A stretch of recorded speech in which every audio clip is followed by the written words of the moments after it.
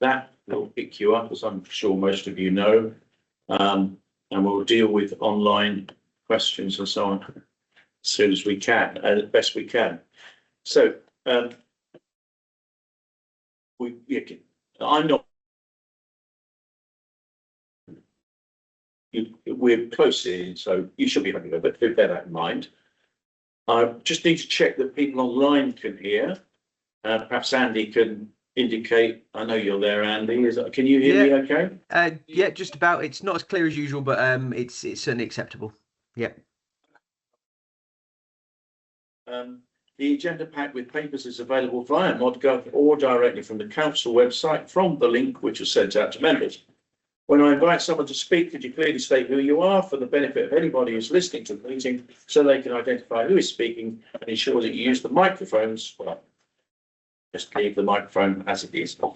Can you also warmly welcome, can I also, sorry, it's an instruction. I warmly welcome any members. To be brief, this meeting, just to throw me. Yes, any members of the public and the media who are joining us today. The meeting is being recorded by the council. As agendas are now reviewed electronically, could I kindly request that members and officers refer to page numbers from the published agenda pack to assist all present in finding the appropriate information. And in respect to housekeeping, there's no expected fire alarm, but should this happen, please follow the Democratic Service colleagues and they will lead the way out to the car park at the rear of the building. So, agenda item 1, apologies. I've had apologies from Hayward Burt. Andy Dingwall has apologised and indicated that he's with us online. I've got a couple of So, good morning, committee. We've had apologies from Councillor Munt, for whom Councillor Stanton is substituting, and Councillor Henry, one of the committee members, is also online, Chair. Right, thank you very much. And so, moving on to agenda item 2. Minutes from the meeting held on the 18th of February 2026. I've not got them in front of me, so I'm relying on you to look at anything. Yes, Dave. I believe they're okay. So, subject to any other comments, I'm happy to propose them. I think I need to stay on this green rather than hop backwards and forwards to the agenda. So seconded, yeah. So asking for some help there. Okay, declarations of interest, anybody? No, good, thank you very much. Public question time, we have no registered speakers, so we'll go with that. Let's move on then to agenda item 5, which is the Scrutiny Climate and Place Outcome Tracker, and I'm inviting Jamie to introduce the item. Thank you, Chair. Members will see that we have the updated outcome tracker in front of you. We have removed anything that was green at the last meeting. There are still a couple of reds on there. There's also a sort of off red as well, which I'm not quite sure what that means. Obviously very mindful that this committee only has a sort of another couple of meetings before it effectively comes to an end, and we then set up the new Climate, Place and Environment Committee. So very happy for any comments. One of, I suppose it's a good point to mention that myself and Scott Waldridge will be meeting with Councillor Dimmery, Chris Hall, and also Councillor Wren from the Community Scrutiny Committees to discuss how both the work programme and the outcome trackers for both committees are then made relevant and live for the new committee in May. So I'm very happy for any thoughts or comments on the outcome tracker as it currently reads, Chair. I request Henry, and I think it's a viable one. They should really include the vice as well. Yeah. Andy didn't. Well, actually, he's put his hand straight up. Does anybody else want to comment before I bring Andy in? Is online. I will go, but don't mind. Sorry, I go first. I jumped in. No. I'm happy. Chairman, I'm sorry to come in here. I have apologies from Alan Boyd, who's still half an hour away. Late and Boyd. Thank you. Right. I'll bring in Andy then. Let's go against tradition and bring Andy in. Would you like to say something, Andy? Yeah, thank you, Chair. I appreciate that. It was just more of a framing thing when we're looking at my understanding is that it's not that this committee is closing, it's that all committees are closing and we're rebuilding the way we do scrutiny across the council. So when it comes to the outcome tracker, maybe that's the right way to think about it. It's not that this committee's outcome tracker is closing and we need to make sure. That's the way that I think things will get dropped. Rather a better way to think of it might be we're bringing everybody's outcome trackers together and dividing it up appropriately. I just want to make sure that it's a mindset thing, but it just means it's less likely that things get dropped, I think. So can I ask you to clarify? So you're suggesting that some of the issues that would have been picked up formerly under Climate Place and now communities may be picked up by other scrutiny committees? Potentially, I think. I mean, I can't think of any off the top of my head or off a quick read here. But I think I see Dave's sticking his hand up. He nodding away. Might be in a similar position. But it might be that something fits better in one of the other new committees as part of the rebuild of scrutiny across the council. Okay, thank you for that. That's great. I'll bring in Councillor Dave Manstella then, Councillor Marcus Gravis. Yeah, thank you. And on that point, yeah, I would agree. I think it's really important, and that I think it just always happen, even when when we go past election period and into new terms. Now it is for the new committee to decide their new agenda, but yeah, really the things that are still outstanding really must be carried on. It would be a bit of a mistake if that didn't happen. So yeah, I hope that well. I have got an additional matter to raise, if I may jump into that. And some may have noticed yesterday, it sort of became apparent from the minutes of the full council meeting from December the 17th that were presented to us yesterday. And what I then realised was, I realised a number of things actually, some of which were rather surprising. So from our meeting on 23rd of October, we passed a whole series of recommendations on planning. They're not on our outcome tracker. They really do need to be on the outcome tracker added in. So but that's not the surprising thing. The surprising thing was the two of them. The minutes that went to full council, and then I looked at the report that's gone to executive. They've rewritten the recommendations, which is unusual. And in fact, I have an idea is not something that should happen. They're members' resolutions. Yeah. Why are officers rewriting members' resolutions? That just strikes me as procedurally wrong. So that is one mistake that appears to have been made in that paper. Yeah. The next thing was the recommendations from scrutiny seem to have been, and what was decided on them seems to have been misunderstood or mispassed on. Yes. And this is most apparent in the exec paper. The exec paper says that the scrutiny recommendations were not agreed. Well, actually, by full council. Well, actually, it was the opposite. The people who have prepared, the officers who have prepared that paper have just got it, I believe, just got it completely the wrong way around. And that's somewhat concerning that that's happened. So, and these are scrutiny recommendations. Although that said, they are now also full council recommendations. So this strikes me as quite an urgent matter. The executive is coming up soon. The papers have been published. Yeah. I think someone on officer side needs to take an urgent look at those. And my take on it is that paper, the current paper, needs to be withdrawn and a correct one put forward, which has understood what the full council actually agreed on recommendations. I think there's a little bit of a problem here. Yeah, I think it's a potentially very serious problem. And thank you very much for picking up on it. Whether the not recommended was a typo, I don't know. But when something has been recommended and the word "not" creeps into the sentence, it's rather, it could be devastatingly bad. I don't know. is Chris or Mike able to give us any answer on that, or any view on that? I think we need to look at it with the governance team just to understand what's gone wrong. Yeah. We shouldn't have officers rewriting recommendations if they are directly coming out of the scrutiny committee. So something's happened there, and whether it's an approved or not approved, whether it's a typo or not, we need to pick that up. So we'll pick it up with Jamie and Alison, who's helped create the report.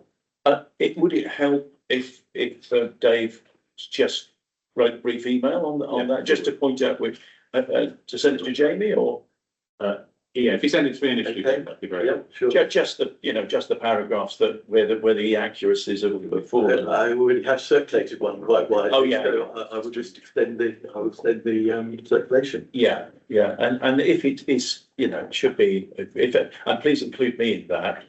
If there's any dispute about that particular comment, or that interpretation, then we need to thrash it out. But I don't think there will be, because I think that the minutes of our committee meeting should have been accurate in the first instance, as they were passed on. I think they should have full council. I listened through to the recording on full council because I thought I've got to, I'm saying this, I've got to be right. And I believe I am. Well, thank you very much for that, Dave, and that needs to be resolved, I agree. Marcus? Thank you. Yeah, back Dave up for that. I mean, well, congratulations on reading minutes, and it's one of those things we should all do. I hate to think, and I do think that, there's a lot of talk in this council about officer pressure. There's also, you sat on several meetings, suddenly maybe you don't read all the minutes when you're trying to get through the long agenda that you got in front of you. And, let's hope, genuine mistakes can be made, but, there's some things we should be able to rely on, and that what we decide in the scrutiny committee is what goes forward, and not that it gets reworded or misunderstood or whatever. So I think that is well done for picking them up, and I hope that's the end of it, really. On the actual outcome tracker, there's a couple of things that we think we said were off. There was I didn't quite understand what it said about the RAG status as services that in a better situation to discuss and bring forward a plan to include recent developments. Does that mean that it's going to actually happen? And then on the other, that was on the infrastructure and high rates response update. But that's what, May 2023, that one is.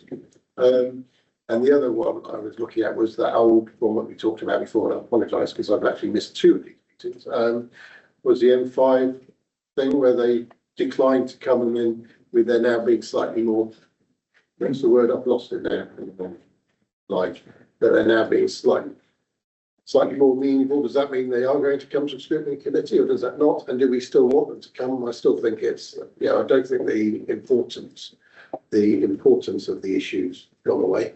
No. And I think it still would be good to have someone here. So was it Highways England or National? It was the police, actually, but Mike has got an answer to that. I can pick both of those items up. So the highways customer engagement and information, we're ready to come to a meeting. I think it's just literally finding a slot at the relevant committee to come and have the item discussed with enough lead-in time of a few weeks to prepare it. But there's no reason we can't come to a committee when there's an agenda slot. On the incident management, it's a slightly long-running saga that both the police and National Highways have agreed to attend the committee. We had a date which the police couldn't make, and we're now waiting for finalisation of a date. I wrote to the police 2 weeks ago to suggest the April meeting to re-suggest the April meeting. I have suggested it before. But we haven't heard back from them yet about whether they can do that. Meanwhile, our chief executive has written to both senior people in the police and National Highways, to the National Highways chief exec, to stress the importance of this and to make sure that someone comes along. So there doesn't appear to be a disagreement to come, but getting a date in the diary is proving extremely difficult. It'd be good to get this done in April now, because again, it comes up actually every time we talk about the agenda. Have they said yes yet? Are they coming? And we make space for them, and hope they can. And they're ducking and diving a bit. And April will be the last time. Then it will be one of these things that get rolled on to the next committee. And as I said before, last time, as much as of the current business that we can clear up before the transition occurs in May, the happier I think we'll all feel. Certainly I will, because no doubt committees will change, and some people will remember what we've endeavoured to do, and others will be coming to it new. So it'd be good to get it sorted. If I can just come back there. Yeah. Of course, yeah, if it goes back, okay, we had our Easter school holiday start on the 27th of March. We then, something will happen there, and then we'll all forget about it. And then before you know it, August will be upon us. It'll happen again. So I think really this quarter is probably the time to have it. And I don't know what pressure we can put on them. Whether that be political pressure, public pressure. I think there's been quite a bit of pressure, actually, if I'm honest, and we'll endeavour to resolve it. But thank you. Do we have any other questions or points? No. Well, thank you for that, Jamie. Useful intervention, and a very important matter that Dave brought up is the clear thing that we need to pursue. Given that, I'd like to move on to agenda item 6. The lead member report for public health, climate change and environment. Graham's not here, is he? No, Chair, one lead. Yeah. Yes, okay. He's on the. Who was going to do this report? Oh, is it you? Well, look, It's the lead members report, isn't it? So yes. So, sorry. Well, I was going to say, if members have got questions on it, then maybe we take the questions and then we maybe defer to the next meeting, because it seems odd to do it without the lead member here, Chair, and it's his report. Yeah. Yes. In fact, Chairman, Yeah. we did have this situation with community scrutiny. I think it was at the last meeting, maybe the one prior, and again, the lead member was not able to attend. The committee did still debate the content of the report, and then they raised their questions. There were some officer responses in the room where they were technical questions, but where they were more political or directional questions, they were taken away for the lead member. That committee felt that there were sufficient questions outstanding that they would like to invite the lead member back to a future meeting, effectively to rerun the same report. So I suppose it depends on the scale of the debate in the room and outstanding question volume for you to consider. Okay. Well, let's move ahead on that basis then. We've all had an opportunity to look at the report. It's always helpful if the members in the room, so that we can actually be reminded of some of the salient points, particularly when I can't really get these things in front of me. Any questions in the room, please? Henry. I have a number of, excuse me, Mr. Chairman. We have a list here of all of the special conservation areas across the whole of the county. There is, I don't quite how to put this in public. A gentleman is sending a lot of emails reference the validity of most of the nature conservation sites.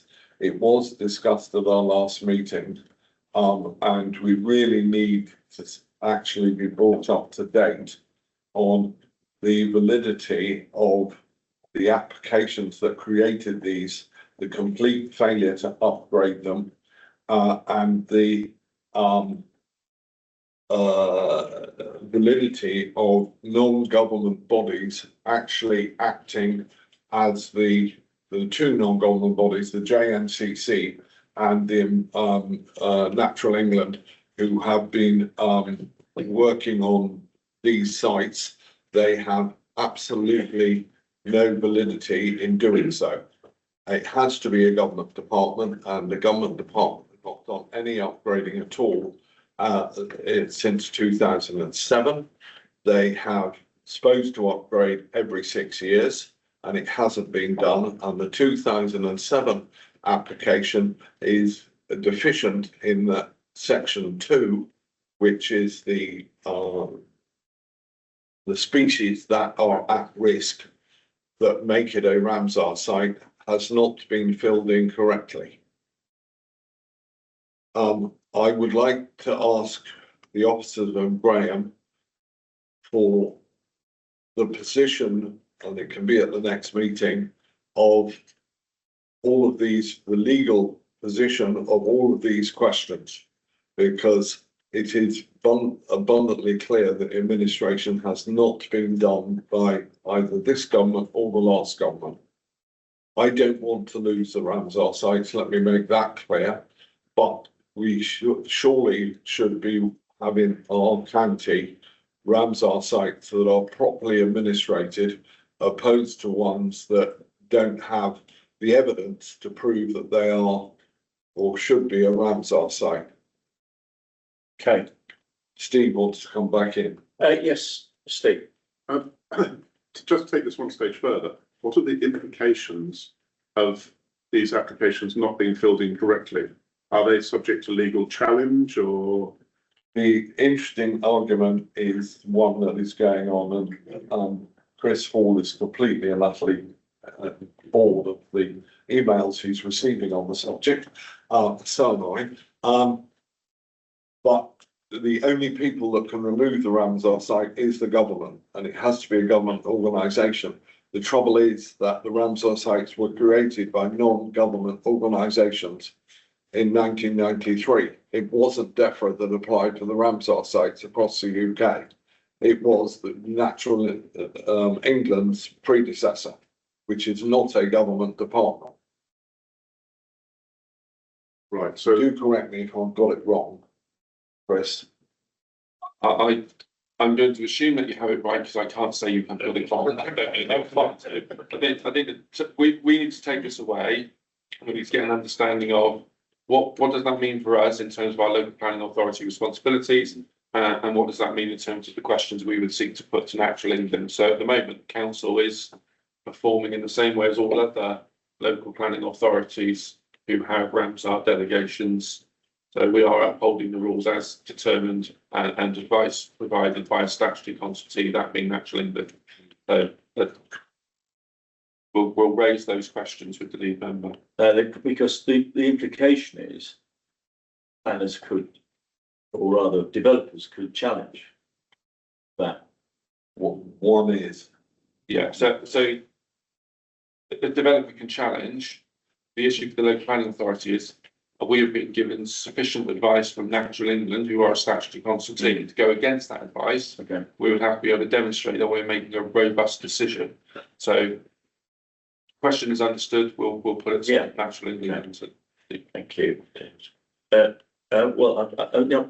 it on this matter, James? I'll bring in James. Just on the point on that section on the portfolio holder report, it is a profile of designated and protected sites. So Councillor Hobhouse has mentioned the Ramsar aspect, the other areas of designation of protected sites, local wildlife sites, local nature reserves, etc.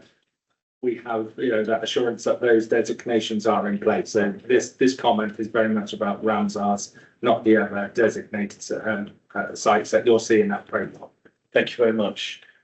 Councillor Mike Stanton. I'm moving on to a different subject. Oh, I'm sorry. Okay. I've just raised my hand. Yes, yes, sure. I think we can probably move on from there. Yeah. Okay, then, Mike. I'm moving away to page 52 about the Somerset Rivers Authority. That's all right. Well, I think we can, if under the same heading, we can bring that up and then. Well, it's on the question on the report, but it's not about the Ramsar sites. No, that's all right. I think we've. So page 52, there are several pages talking about the Somerset Rivers Authority, which, as everybody knows, I currently chair. And in the first paragraph, the funding arrangements are talked about at the end of the paragraph. There's a small additional council tax charge, £14.65 for a Bandy household.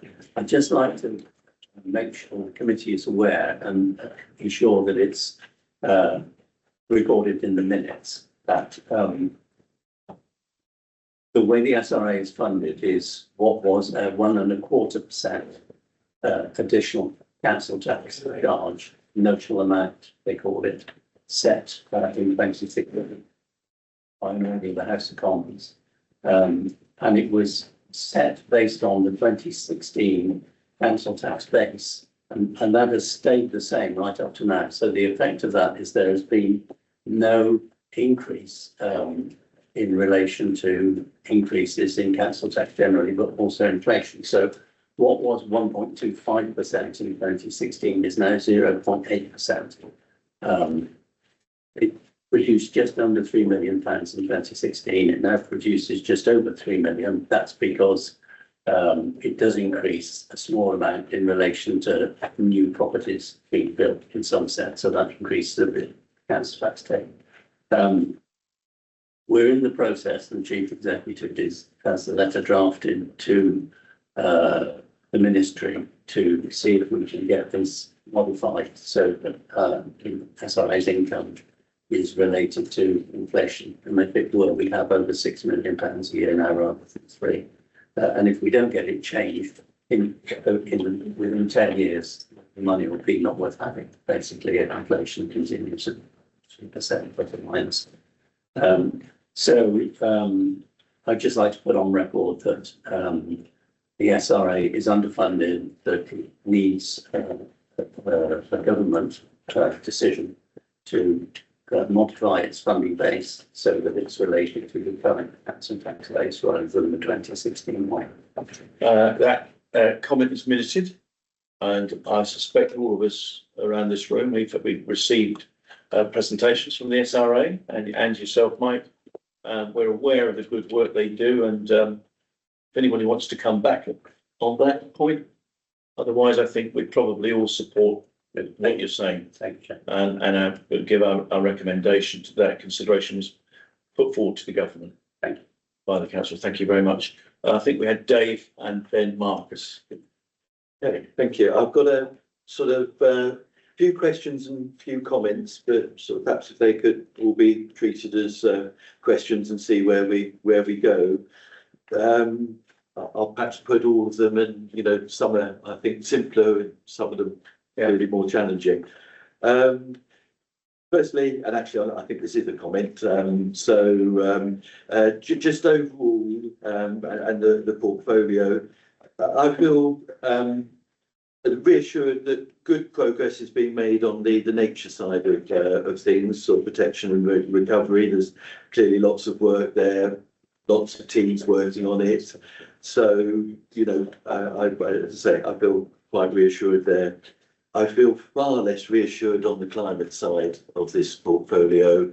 I think we've got, there are some issues here, and I think that will come back from the comments that I make. I think the first one I will make is often sort of the climate emergency and relating to the situation we find ourselves in is often sort of divided into two areas that need attention. Mitigation, getting the emissions stopped, and the other one, climate change is happening. We should have been acting more seriously years ago, and we've now baked in climate change well into the future, literally, going on a century or more. And we already see it's causing us problems, and it's going to keep causing us problems, and actually more severe problems as time goes on. So we have got to do something to adapt to that and to address it and know, what is happening to these growing risks that we're facing. And really this report, so that is normally called adaptation. It is also sometimes called resilience, which is why I've always had a little bit of a problem when we've labelled our strategies resilience when they've actually been more about mitigation. But it strikes me, it's light on looking at the adaptation side of things, and just the council in general. And I know there are work done there, but it needs to be brought together. This is a risk. It was mentioned as a risk in the budget papers yesterday. It is known, but you try and look at the substance behind it and what's being done, and you can't really find much coherent that's there. Definitely there is, you know, I'm aware that there are teams doing work, but it's not a plan. It's not connected together. It's not evidence-based, looking at what we need to be, not what we need to be doing. And I felt that about this this report. So maybe there is a question in that as well, but it's sort of overall one. My next questions are to do with the 2030 targets. I just feel a great sense of frustration over this, and again, it's another thing. And when these targets were set, you know, we're going back to 2019, 2020, and I was involved in setting them. And I knew at the time they were really challenging. And actually, when I put them down, I thought, you know, should we be doing this? You know, it was sort of aware this time, but we were still, you know, we were still more than 10, we were 10 years or more away. And if we got on with it and we're serious about it, there was just time to do it. We're now 2026 and moving on. And, you know, the idea that we're going to hit it, I just think, you know, we're meant to be carbon literate. It rather suggests to me that we're not, if we think we're doing. But, you know, if we can do it, wonderful. But again, I see no evidence of it. And so I guess this is a question now. The target's also being sort of split up into two. In a bit more way than it was before, and I guess it always was, sort of what the council's doing to achieve carbon neutrality. So I guess the question there, is there a plan to achieve carbon neutrality by 2030? If there is, what is it? Can we be told? Can it be presented to us? Can we be told what are the elements? What is the council going to do to ensure that is going to achieve carbon neutrality by 2030. I'll be delighted as anybody if that's what we do, but I can't see the substance, and that's the problem. We need to know what the plan is, and the same thing happens to and both of these on page 30. What is goal 2? To work towards making Somerset a carbon neutral county by 2030. Well, that's even more challenging. And the other thing why it causes me a problem, because I'm pretty certain I've not yet seen a plan or a strategy which the councils have done, which sets 2030 as the target.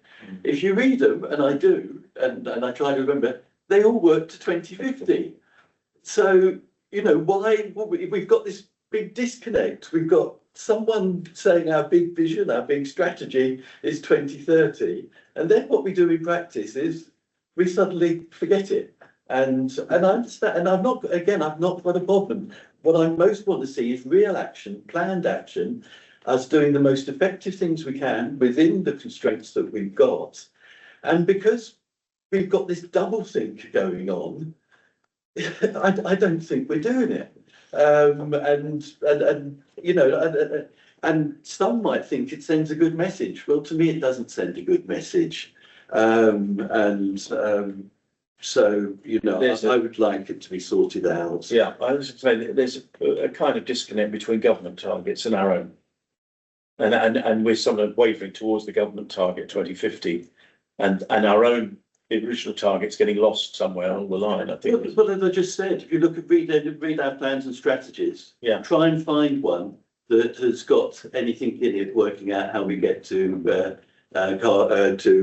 carbon neutral Somerset by 2030. Yeah. I don't think it's there. Well, I'm going to give the officers an opportunity to come back at you on that, but carry on for now. Shall I? And I won't be interested to hear. And sort of connected to this now, we've got ambitions again to be in. I've already asked sort of what is the plan. I think part of that also is if there is a plan, but there's 3 scopes of emissions that need to be in. They were covered in the carbon baseline that was reported to us, and that carbon baseline showed us that 96% of the emissions are in scope 3. So we need to keep that in mind, and that gets connected to what is the plan? What are we planning to do? And again, I'm aware that scope 3 includes contracts that the council's got, which go on beyond 2030 and which don't have decarbonised elements with it. So again, it's what are we doing?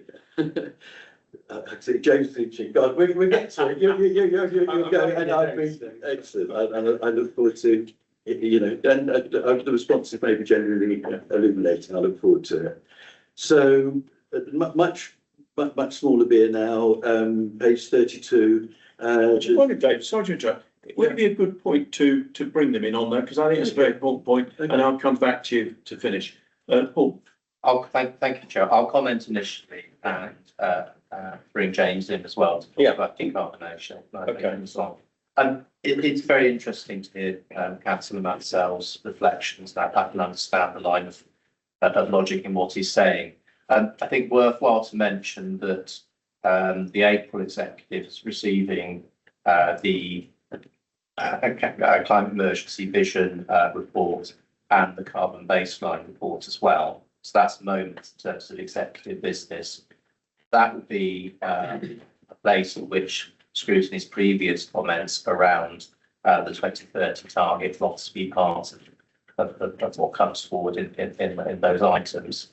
I can't speak obviously for the executive lead, but I do know that when he's been challenged in this room and in others around the 2030 target, his view expressed is that he is in favour of retaining that target because of the kind of commitment in his eyes it demonstrates, and you'd rather have that ambition remaining in place. That's a kind of stance he's taken when the topic has been debated in other places at other times. So just reflecting that. I'm sure that'd be part of what he would say when you have him here to talk about things.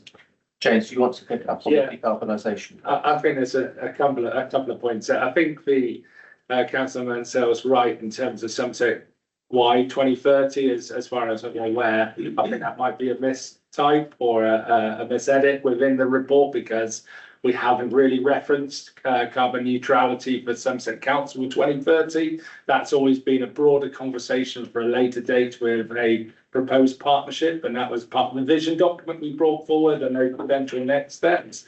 So I can go back through the report. It might have been lifted from the original strategy, because I know there was a co-created deadline of Somerset Council and Somerset Council with 2030. So I'll take that one, own it, and I'll take it away. I don't think Somerset wide was ever set for 2030, so it could have been a misprint, and it should be Somerset Council 2030, because that was the targets, was always Somerset Council 2030 targets. They're around carbon neutrality. Dave's right in terms of the scope 3, but there is the large majority of that is within the longer contracts. But when you're looking at carbon neutrality, you are looking at scopes 1 and 2, and that is where the focus is for Somerset Council, is about how we drive that data down.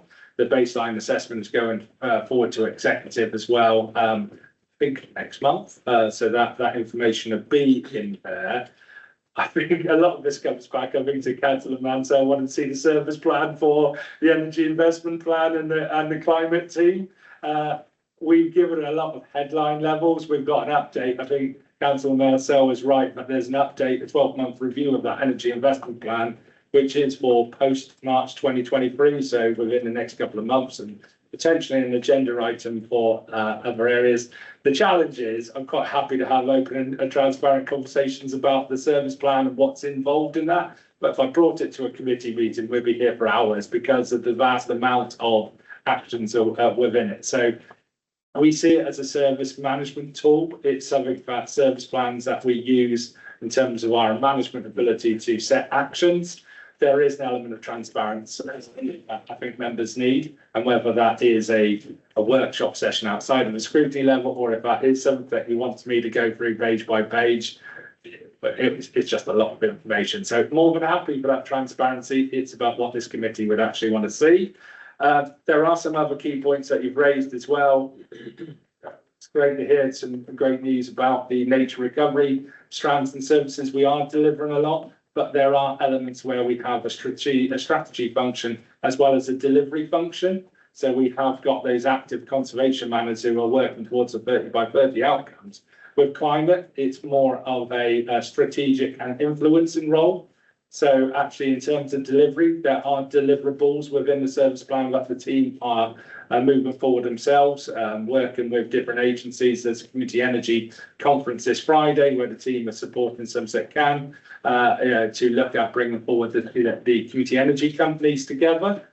But a lot of our roles within the service plans is influencing other services, whether that be the energy team, highways functions, you name it, across the organisation, to see how we can look at the decarbonisation agenda.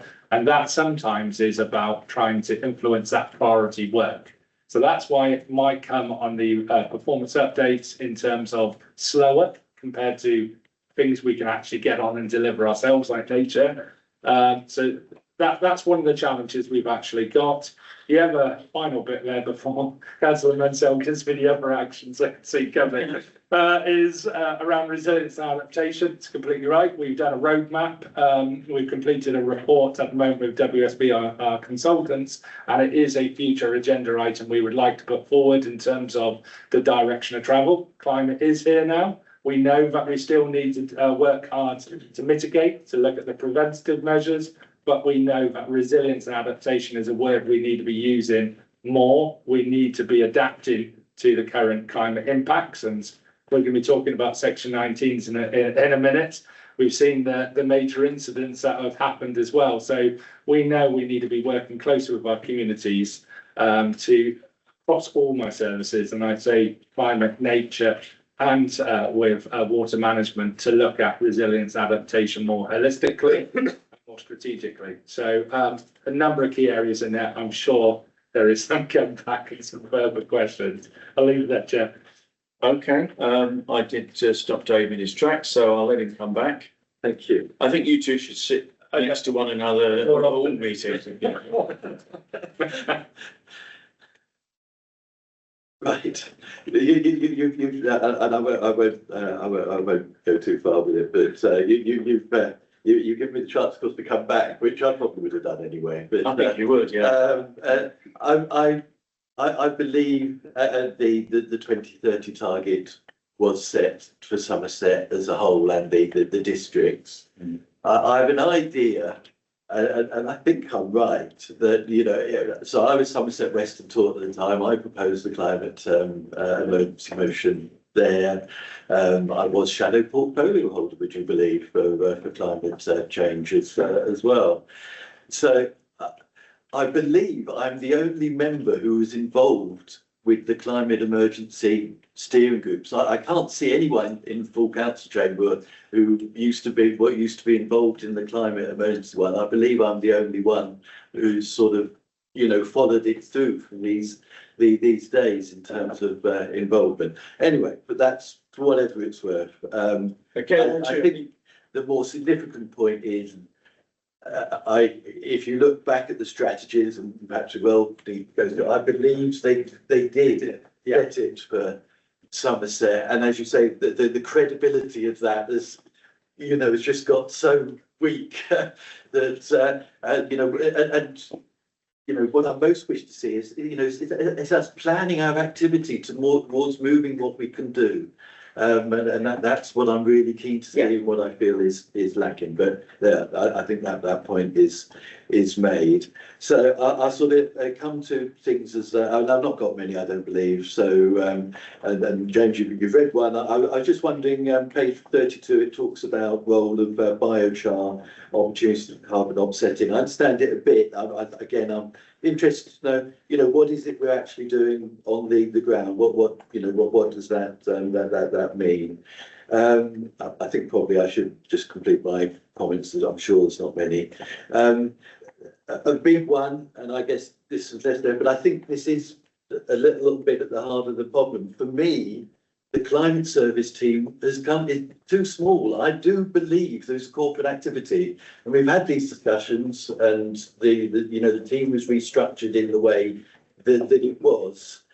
But for me, and what I think we were doing before, yes, there was strategic and there was influencing, but there was some delivery. And there definitely is some delivery for the council. Now, okay, it can be with other teams and influencing other teams, but there needs to be some oversight, checking people are heading on the right track. And I believe you need a corporate team to do that, with the expertise, the knowledge, and the function to do it. And for me, that team has just got too small. It needs more people in it. There should probably be a resilience adaptation specialist at a minimum within there. So that staffing team being too small, I think then leads to the other issues we run into. A very small comment on page 33 on the Somerset Energy Investment Plan. It's got a bit in brackets about utilising solar. And for some reason, it's got where possible on rooftops. Perhaps that reflects the portfolio holder's view. The energy plan, it looked at this, it looked at what was possible and how much renewable energy we should be generating to make our contribution. We actually didn't dare set it at the level that we thought it should be at. We had to reduce it down because it looked too much. But it still had large-scale solar, which is solar farms, having nearly 3 times the contribution of rooftops. And both those contributions were, high and stretching and demanding. If we want renewable energy, people have to be generating, you have to be contributing. And you just can't wish it and say, oh, we want to do this. You've got to, this is where evidence comes in. You've got to work out what you need and say it. And I'm afraid, rooftops, absolutely. But we do need solar farms.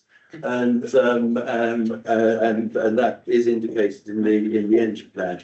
And this is one reason why, along with others, very keen to see a land use strategy for Somerset and in the planning documents. And I know Mike often says this for the flooding perspective as well. It balances out the competing demands and works out, and the lack of it holds us back, because you then start people start thinking they're in competition with each other's, and farmers say you're trying to stop us from taking our best land. There is room, I think, for all of this and nature recovery as well. And this is why you do need some sort of land use document in here. And again, we're lacking it. And that has been a central recommendation that has often been made, including in the energy plan and for other reasons in other documents. Right, really simple question. Page 34, it's got own occupied private rented properties. I wasn't absolutely sure what those meant. I thought they might be offices, but I'm not sure. Can I just be told what is meant by own occupied private rented properties there? That too. So, thank you, David. So James nodding to quite a few of those points. I think one thing we probably all agree on is the climate team is too small. And I think James looked like he was agreeing with you on that.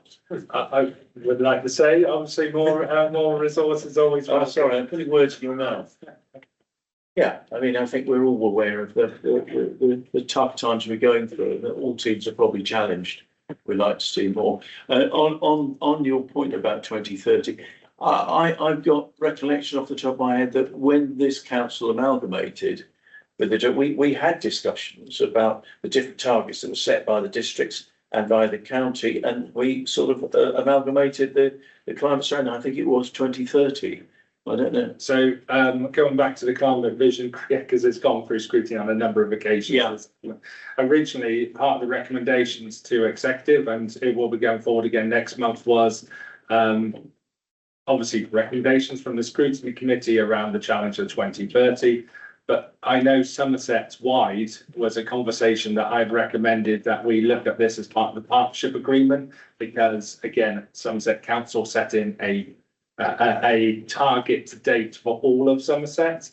It needed to be done in collaboration. It needed to be done in partnership. So it was about creating that broader partnership, and that's a discussion which is still ongoing with governance in terms of the various different partnerships we have across the organisation and strategically across Somerset. So it's an action within my service plan that is still needs to progress, but at greater speed. So it was a suggestion that I put forward that the 2030 for Somerset was seen and targeted by a broader partnership rather than some case. I think, Marcus, did you want to say something? I did.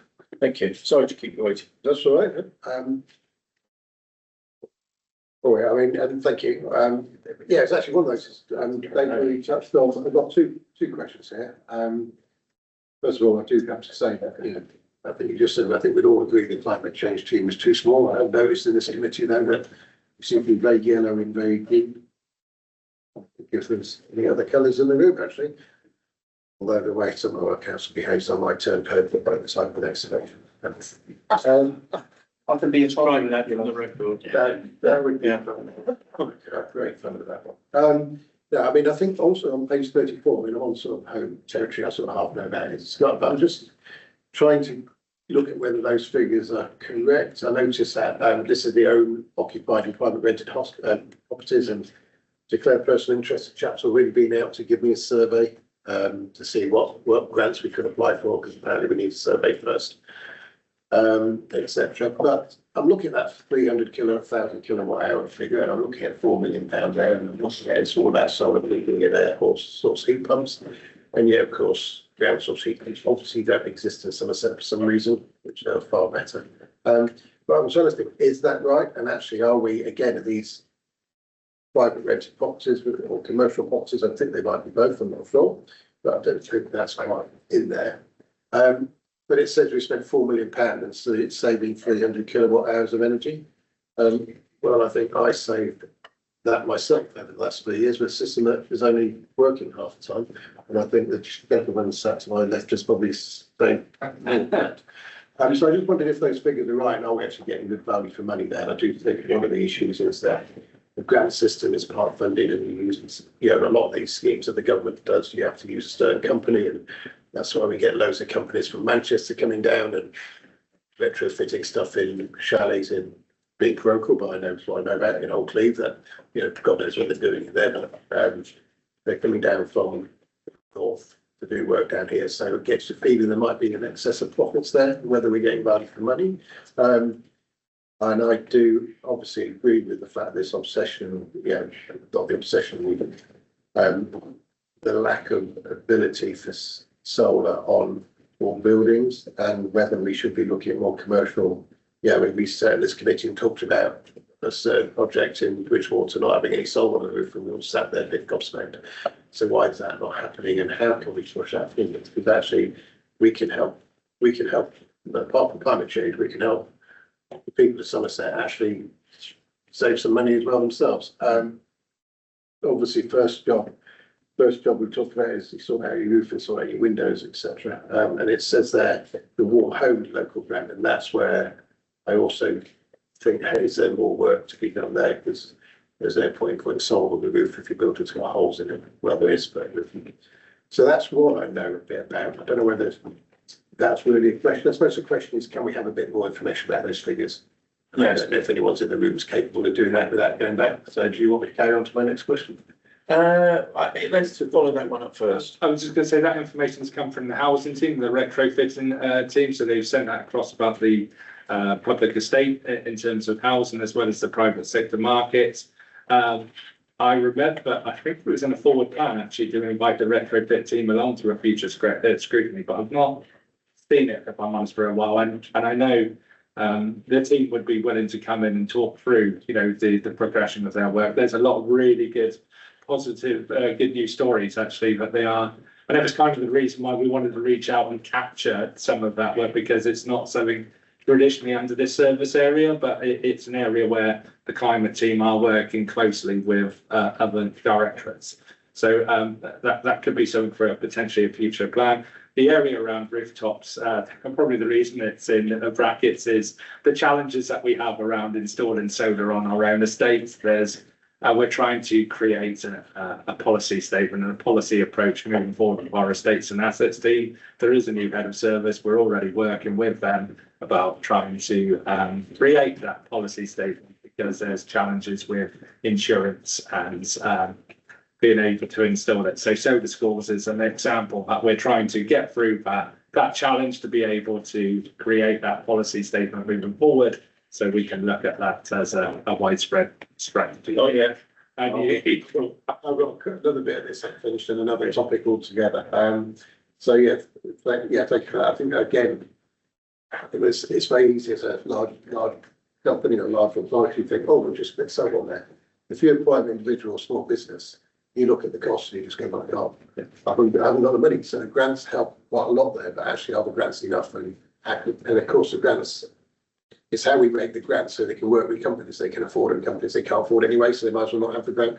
So I think that's the point. And also, of course, we need to be talking to, when it comes to the local plan, etc., that we're doing, you know, the lack of solar on, I know when people talk about listed buildings be one thing, but also in conservation.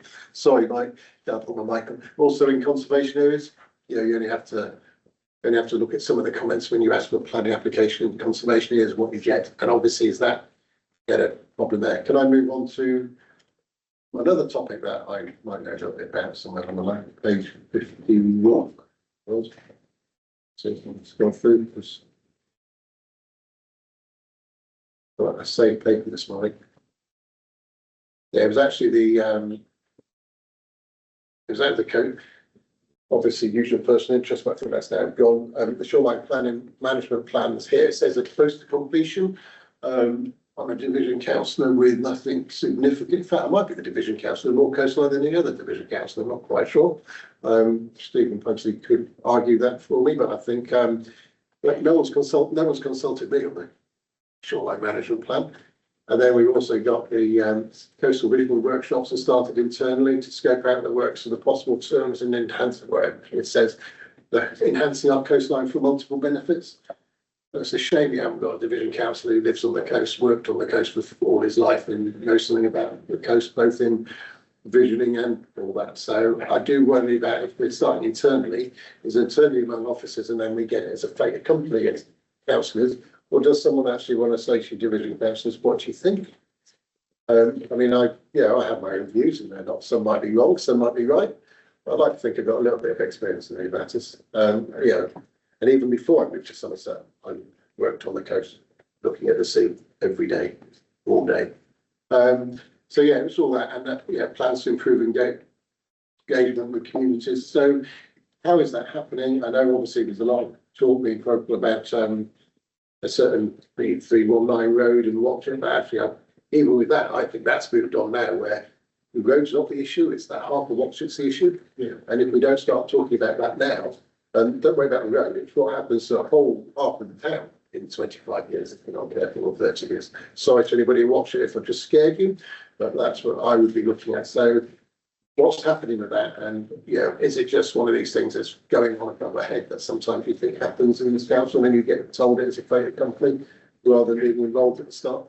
I think I'll leave it at that. I was going to talk about woodland management, the woodland creation scheme. But I'm going to I will bring Dave back. If Richard wants to answer that point, then I'll bring Dave. Then it's Adam and Henry wants to speak, and Andy Dingwall. And if we get through with Richard Wilkins' presentation, by the time he has to go at 12, I'll be very surprised. Sorry, Richard.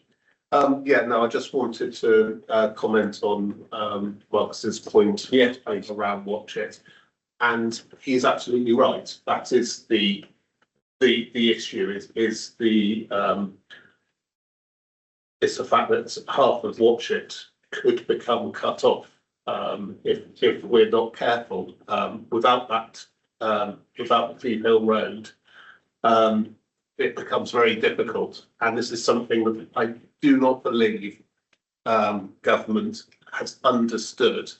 In the two times I've written to them, and I will be writing for a third time to make that absolutely clear, because we cannot have a situation where half of a major town in Somerset that Watchet is, becomes inaccessible. It's not acceptable. So, yeah, I just want to make that clear, and you're absolutely right to pick up on the nuance, that particular nuance, and that hasn't gone, has been picked up on. Can I just clarify my point? Yes. Yeah, my point there is that actually not even being cut off is that you look at the geographical structure in 50 years, and if what happens now carries on, you won't have to worry about that half of Watford because it won't be there. And I think that's a big worry. It's not quite half, it's about a third. Yeah. Yeah, it's true. Okay. The old town, particularly. Yeah, the old town. James, do you want to come back? Yeah, on that? it was just the visioning doc side of things. Well, not an invite list. Shop. This is one of those situations of transparency and openness actually has created more questions actually with this particular item. It's an early stage, like very early stage in terms of the vision and opportunity. It's something we wanted to look at in terms of the Coastal Protection Authority and the flood and coastal team in terms of coastal protection, conservation within my nature teams. But we were like, if we're looking at our coastline, we need to be looking broader, we need to be looking wider. Tourism impact, leisure impact, highways function, you name it. So the internal conversation was started on what is the art of the possible, how big does this scope do, how narrow does it go, and we've I think we've booked 5 already. So there's going to be invites going out to councillors as well as officers to bring that discussion together, and your name is definitely on that list. In terms of the shoreline management plan. Don't know if I'm putting Neil probably on the spot, but is there any comments you want to add in terms of the work for the shoreline management plan and progression to date? Shoreline management plan, it's in the final stages of being finalised. We brought to this committee, the success committee, for adoption. And I can also give you the assurance that within that plan, we've reflected the same level of protection for Watchet, which is to hold the line. Is that we, at a strategic level, are indicating that that's our recommendation. So you'll receive that management plan when it's complete, and there's opportunity to put it to the committee. So it's the technical side of it, it's completed with WSP, and it still needs to go through the government's process. Thank you. Right, Dave, quick comment. I'm going to ask you, I'm going to knock this on the head by quarter past because I know it's very important, but we're getting too far behind now. So James and I should probably have a chat on this one as well. I'm pretty sure the council's got an assets policy that is pretty good on solar PV and energy aspects, and I believe it came through us before. Ollie Woodhams used to look after this, unfortunately left during the restructure, but I can recall an assets policy paper which had that, and which I thought was quite good. So I fair chance I will find it because I like to keep tabs on them. So look for that. Very quickly, points on conservation areas and listed building, just to share something which you may not quite have spotted that's going on. So there are some policies which do allow solar PV, for instance, on listed buildings and in conservation areas. Generally, they try and move them away from roofs that are in public view, but it can be done. We'll share with you, this is not really a secret.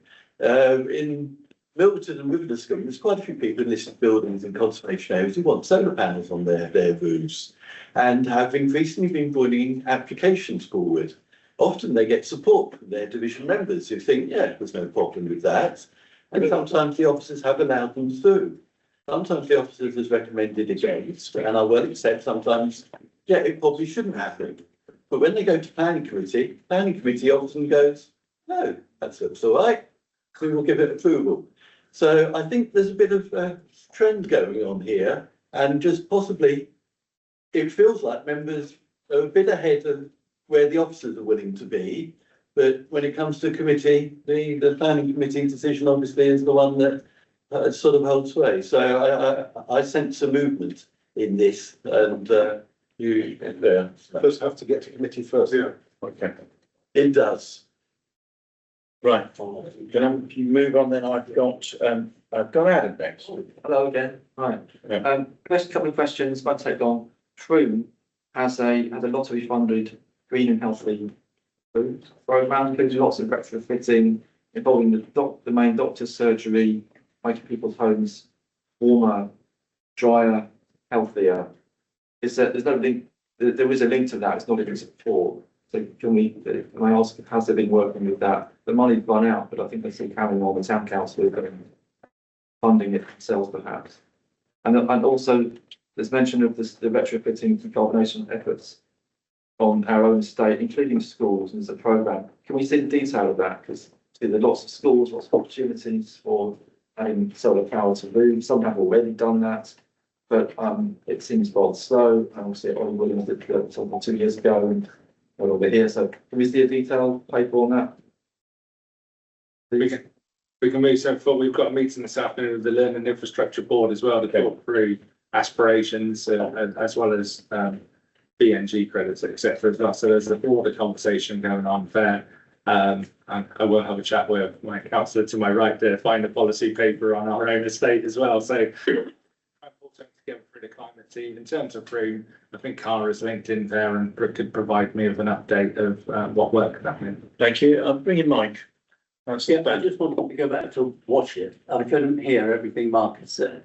Was the railway line mentioned as an access point? Because that would be washed away if there was significant coastal erosion. So we ought to be getting West Somerset Railway involved in whatever we do to make sure that Watchet is protected. Yeah.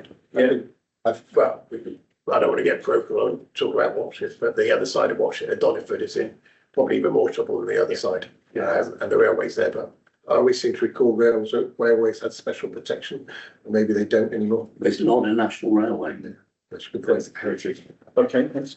I am getting a few requests for people to speak up because that's not picking your voices up. So please bear that in mind. I'm going to finish with Henry, but I go to Andy first. Andy Dingwall online. Thank you, Chair.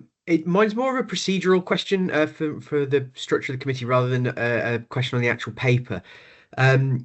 Although it's tempered slightly by the very good debate we've actually had today, it feels, certainly based on Chris's comments, that we risk duplicating work if we bring this back to a future committee with the lead member here.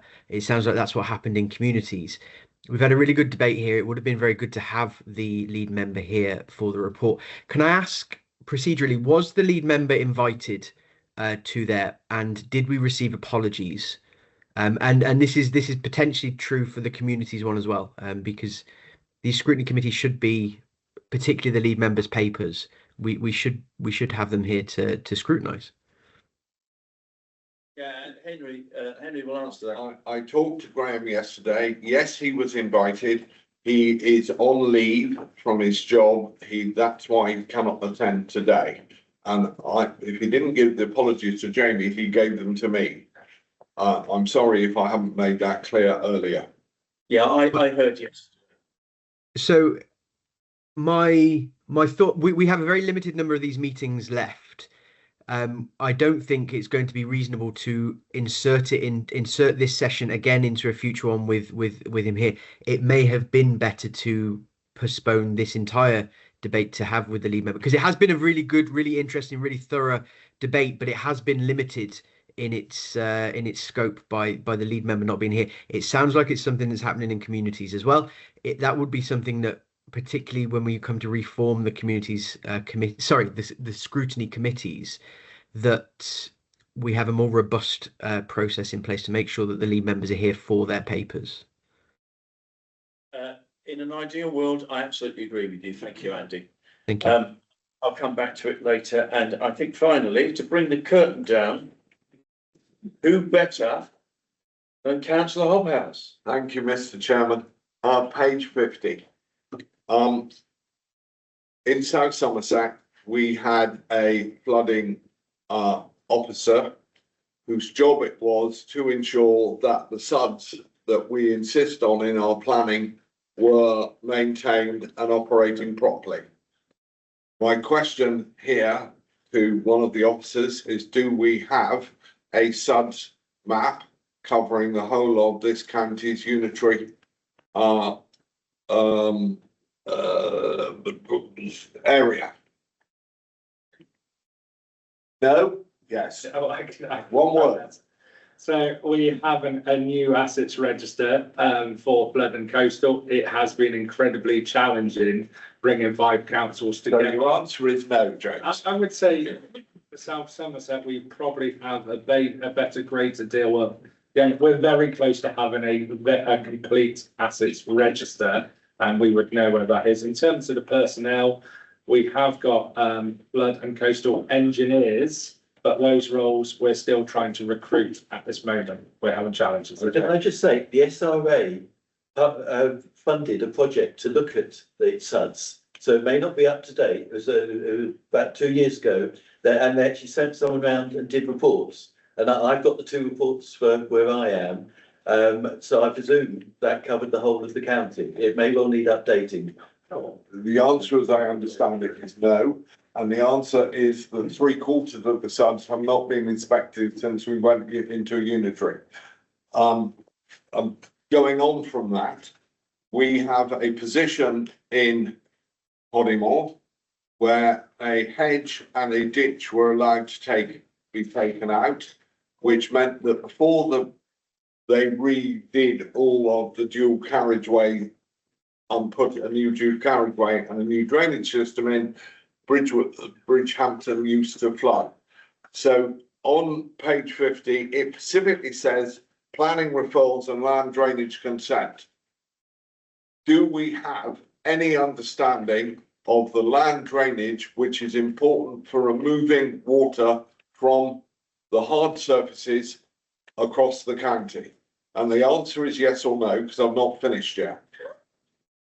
I would say yes, but I'm going to refer to Neil. Are you comfortable answering that one or not? In terms of our planning function, we do have our planning team in place at the moment. Sorry, Mike. For hearing. Land drainage consent.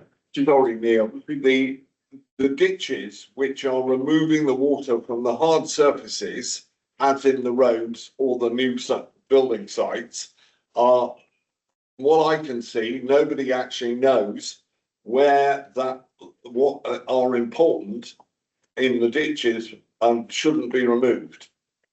Do we have a record of those ditches which are fundamental to the hard surfaces to get the water removed? Yeah, And the answer is yes or no, Neil. Come on, tell the truth. I know the answer. Is that part of the assets register or actually within the in-depth applications that are? Okay, I've read the A303 flooding reports put in place on the planning, and absolutely nowhere does the officer concerned say what is important for removal from the local drains, James. All right, I'm sorry to be brutal. Right, the next question I have is for the planning referrals. Everybody talks about the EA, different planning areas. We have an application in my division, and I can give you one in another division in Martock, where the application came through and the ground was actually flooded at the time of the application coming through the system. Do we have the planning referral set up to include not just the AA, EA planning things, which are a matter of interest, haven't been touched for Lovington for 30 years, that actually have the latest flooding problems, as in the section 19 reports we're about to see, included on a map in the planning referral system? And I also think I know the answer, James, and there's one word. You're limiting them up here. I think there's cases here that you obviously have a lot more intelligence and a knowledge base on this, that we need to take these cases away and look at them in individual cases. So we know that in terms of our data and intelligence, there's improvements that we want to put in place. There's processes that, and you're going to find out through the next report that there are things that we know moving forward need to fundamentally change.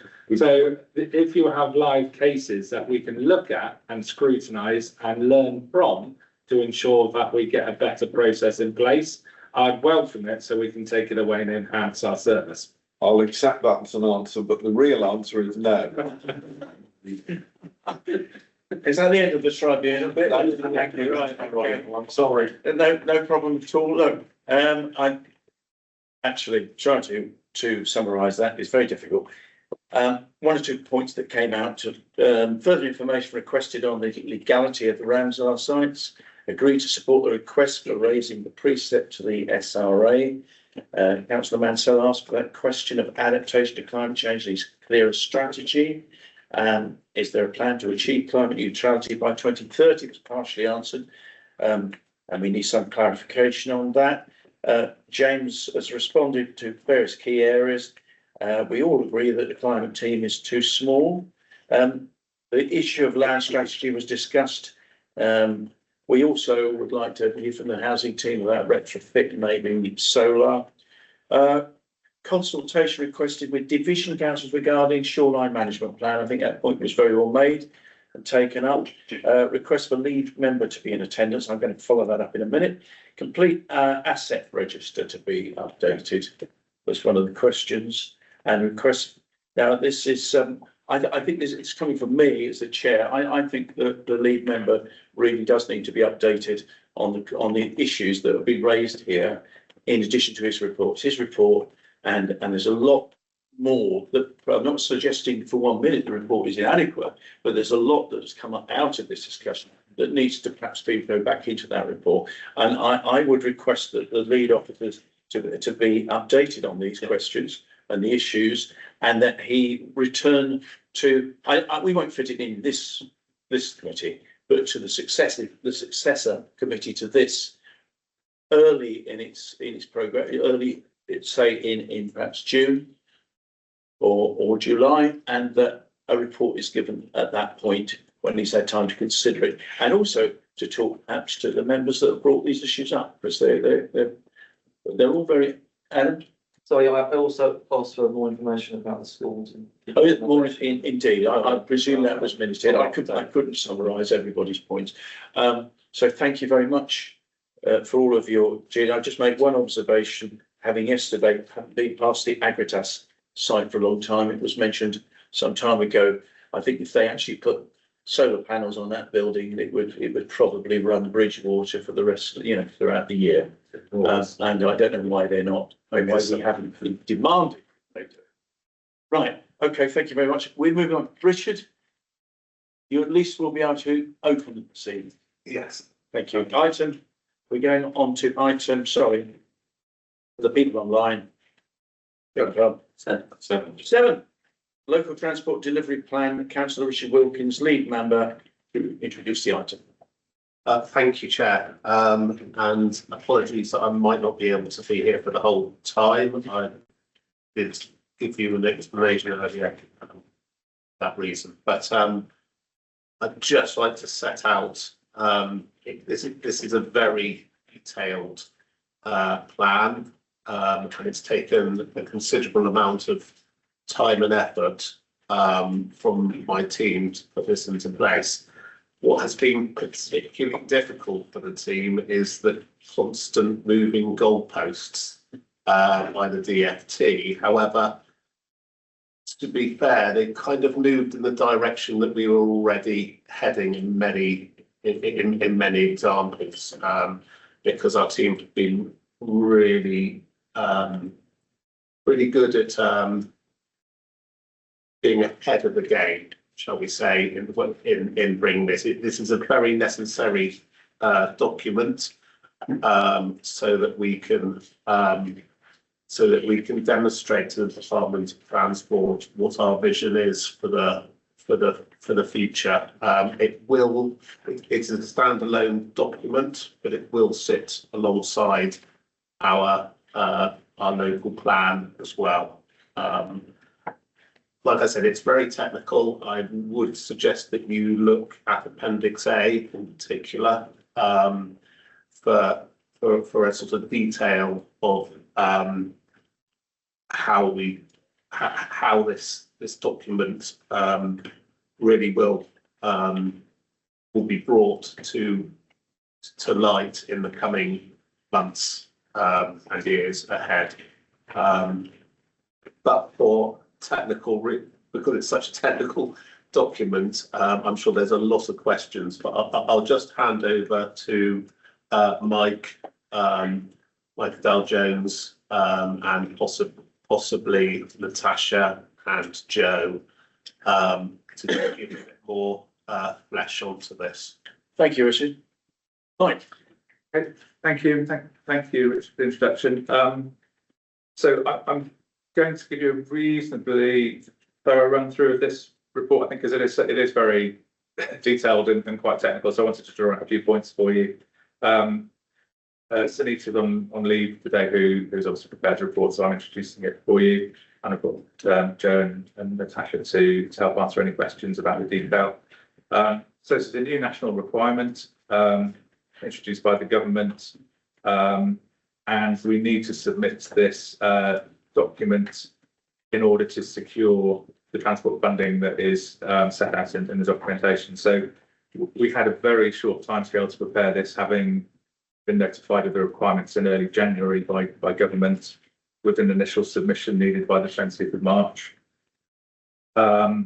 So it is an initial version of the plan at a reasonably high level. It will be followed up by more detail for the further submission that needs to be made in September. So there will be inevitably, I think, further detailed changes as we go forward, but we do need to get this version submitted. You do? No. Just for 2 windows. And Is that good price or not? Andy, we have Here's have something online, but it seems like, is it a phone? Sorry. Yeah, Speak. Okay. So this is really to move to multi-year funding settlements, which is new for us, and a consolidation of a number of funding pots that were existing funding pots, but they've been consolidated into 2 main streams now, with a much stronger focus on specific outcomes, which are listed in the paper. The government needs us to achieve, and a big emphasis on accessibility requirements as well, in sort of really starting to strengthen what we do in terms of making sure that places are accessible to people, particularly those who have mobility issues, etc.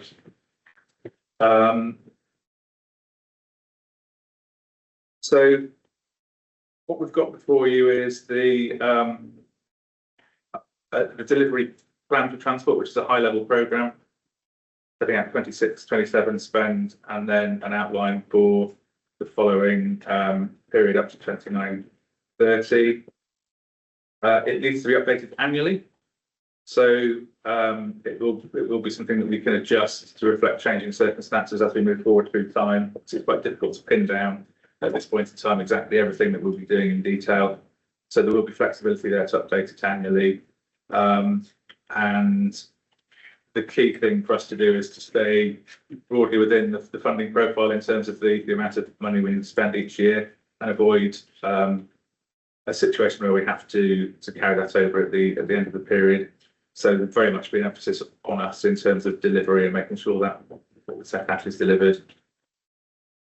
The outcomes framework is really important. So we will start to be assessed by government in terms of what we're delivering on a number of outcomes. So those outcomes are listed in the appendix, but are broadly around road condition and asset management. There's a large element of this money for highway maintenance, which needs to be spent on highway maintenance. So our road condition and how we manage the assets will be really important.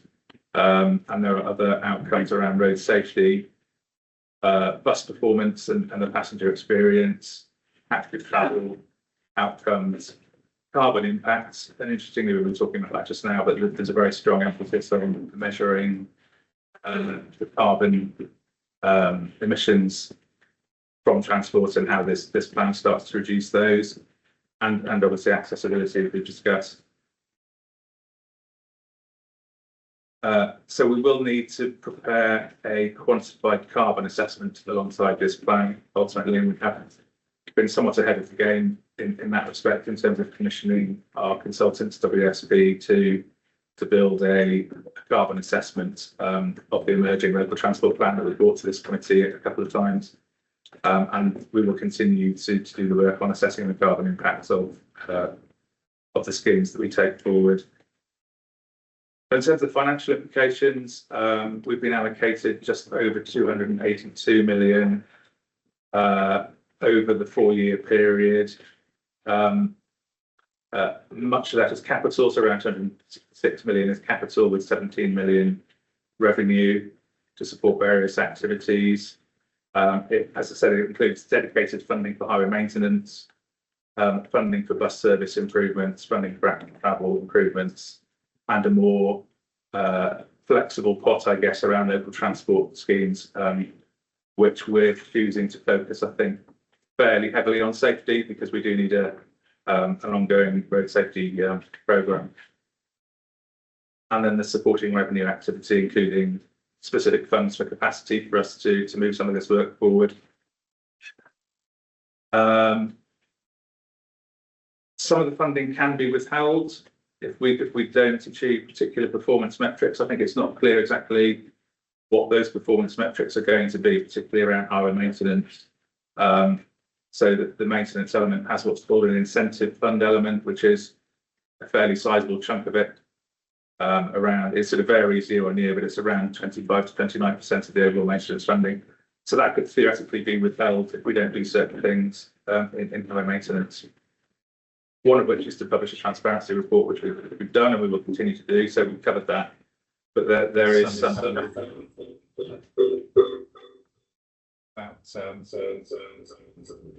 maybe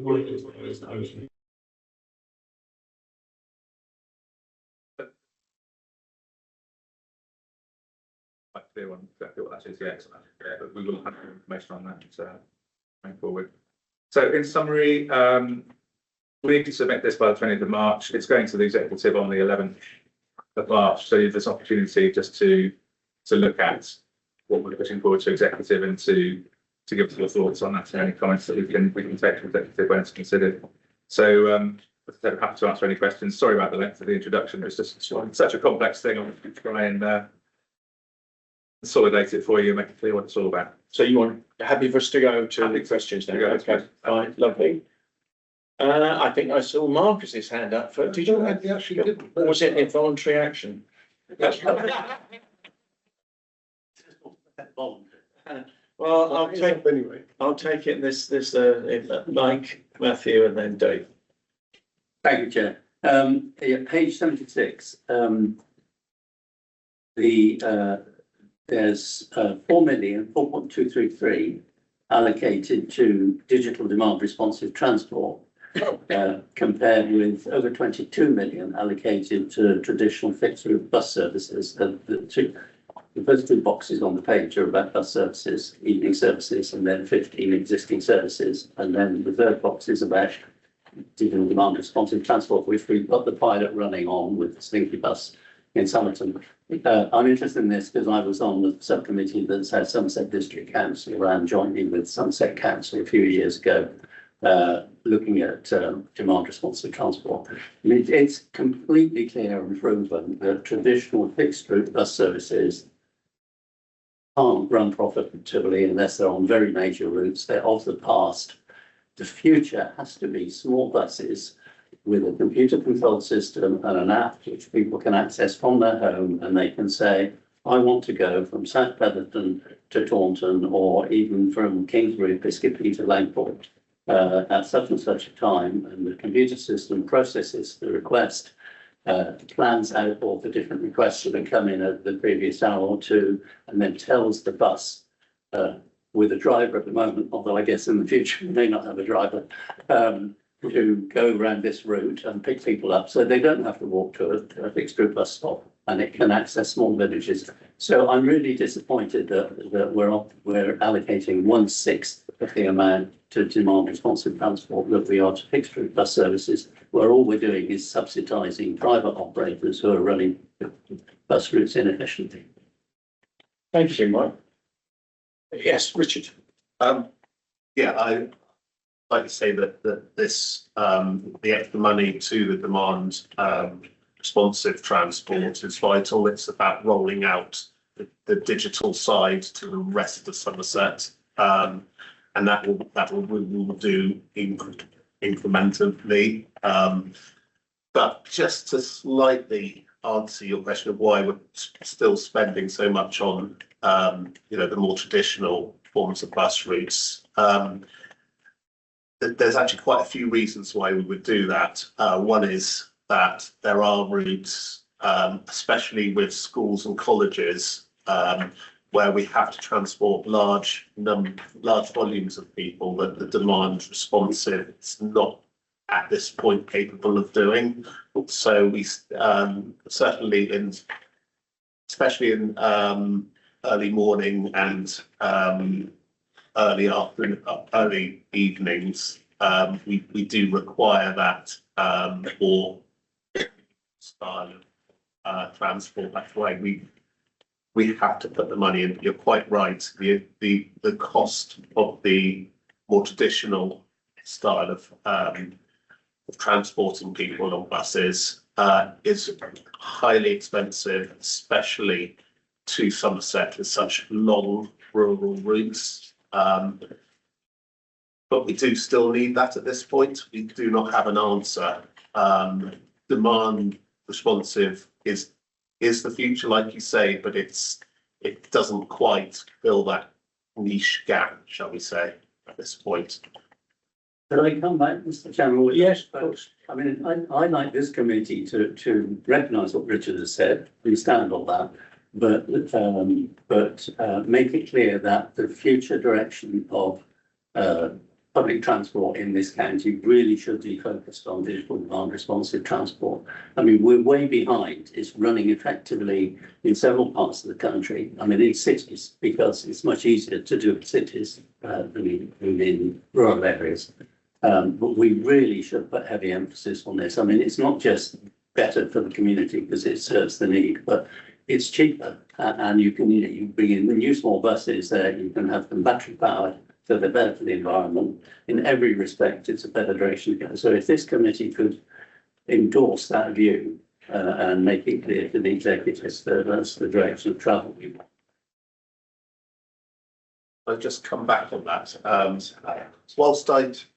Whilst I totally agree with you, I will slightly counter on the cities that have an incredibly easier time with the normal, and that's already in place for them. So for them to introduce digital demand is much easier, and it's probably less used in cities as it is in rural Somerset. The Somerton pilot project on the digital demand has been highly successful, and it's really proved that we can roll it out further, which we have done so far in the Taunton area and I think Sedgemoor as well. Sedgemoor as well, and we're looking to roll it out to all the other areas, and that's what this funding actually does over a period of time as people get used to the changes. But I think your remarks are very well noted, and I don't disagree.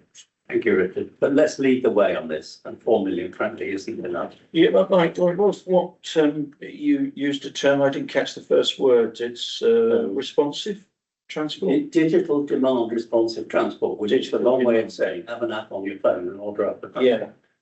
I just wanted to get the term right. Uber bus. Digital demand responsive. It's an Uber bus. Yeah. I think that's something we broadly agree on, isn't it? I don't think there's any. Can we have a bit more discussion? So I will have something to say, but I'm third of the line. You want to come in on those points, do you? Well, yeah, I will do. Yes, okay. It's an answer to Mike. Yes, then I'll come back to you. Oh, wait, you want me to go? Yeah, no, are you asking a separate? It's a really good idea, Dave. All right, because I was coming to Matt, then I was coming. Well, that's what I expected. Yes, no, okay, yeah. Matthew. I'll be quick. I have one question, one Yeah. gripe. So the question is with regard to the numbers on page 65. We have 171.8 going to Levi, how you want to pronounce that, the infrastructure, and 597.7 towards active travel. In my inexperienced, unknowledgeable mind, they seem to be backwards, those numbers. What are we spending that money on? I believe Levi, sorry. No, I believe Levi is a ring-fence government grant. That's the reason why that money's specific for that. Right, we didn't get to choose that figure. No. Right, that would explain that then. And just to clarify, Chair, these are the figures given to us by government. So we haven't allocated these. These are the amounts of money we're receiving. The 171 for Levi is a revenue capacity grant to give us the staff resource to address that work. There is a separate capital grant of 3.5 million or so, which is not in this table. They've chosen to have that outside of this project, but we have about 3.5 million or so extra for capital for rolling out EV. Okay, that's cool. Active travel is again the revenue element there, which is for capacity and behaviour change type activities. 171's not very much, is it? No, It's better than nothing, I suppose, but. it helps fund a couple of staff to move it forward. But Yeah, okay, thank you. And the other one is, I also have an interest in buses. And if I can be parochial for a moment, I live in Somerset, real Somerset, not this bright lights Somerset that you and I've been banging on about the buses for a number of years because I had a good moan when the last 13 million came in a number of years ago, and that money was spent on Taunton because it would lead the way to spend more money around the county, which didn't happen, and I don't want to go back on that one again. But we were talking about the digital thing, which is a great initiative, but I really would like us to, in this instance, look outwards to the county, look at the wider rural county. There is no bus service. Well, I'm sure there is a bus service somewhere, but nobody again has ever seen its footprints. I've got a bus stop near me which has had no timetable in it for 6 years. I've complained about it twice, and now I watch it with interest to see if the timetable turns up. It hasn't. We live in a forgotten part of Somerset, the rural part, and that's the real Somerset. So if I can just have a moan on the record to say, can we please look outside the big 5 towns? Thank you. That's all. Okay. Absolutely. I don't disagree. Bus services have come under incredible pressure, and the amount of funding that we have to provide just to keep fairly reasonable service in, frankly, some pretty populated areas is incredible. So the less populated areas really do suffer. The digital demand is the way forward, as Councillor Stanton has pointed out. In regard to the bus stop and no things, may I suggest that you make a quick phone call to the Somerset Bus Partnership, who I've done that twice. Have you? Twice. Yes. Okay. And twice they'll ignore me. So now I just watch it and see what happens. Okay. But if you could write me an email with the specifics on that, I will pass that on. Okay, thank you. Regarding the bus services, and I'm sorry, I did see the hand go up there.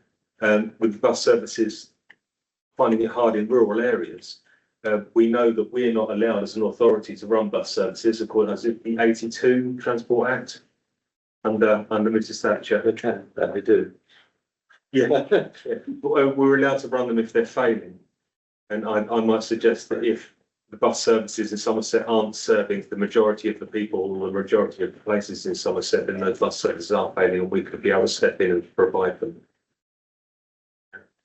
Anyway, if I give the funding, and I will.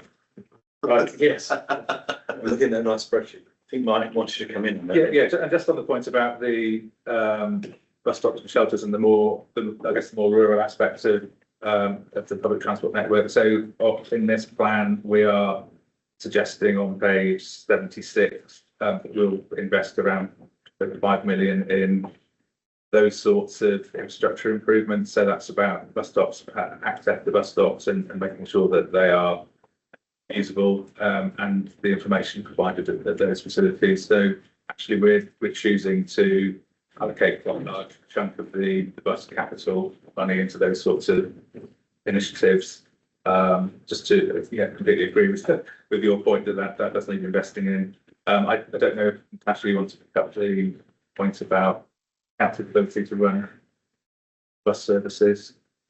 Yes, so under the, I think it's the 85 Transport Act, 85. we, as a local authority, cannot run bus services in direct competition with a commercial bus service. So if we're running a bus service themselves, they're running commercial, no subsidy from us, and we can't run something in direct competition, which is where we step in and pick up those routes that are kind of they're being at risk or being withdrawn by the commercial operator. So that's our weakness. The unacceptable face of capitalism.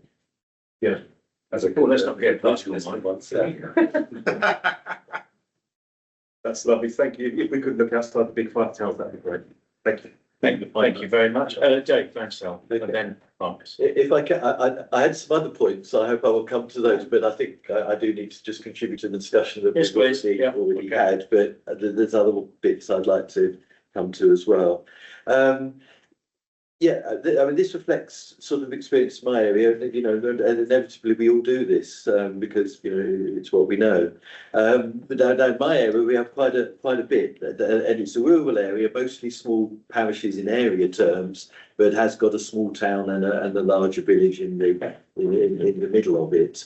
So we have got a first bus service that runs through it, and as Richard says, very important to get people into the bigger towns and carries a lot of people. So at one time, it's not quite there now. We used to have 2 double-decker buses in the morning because that was the size of demand.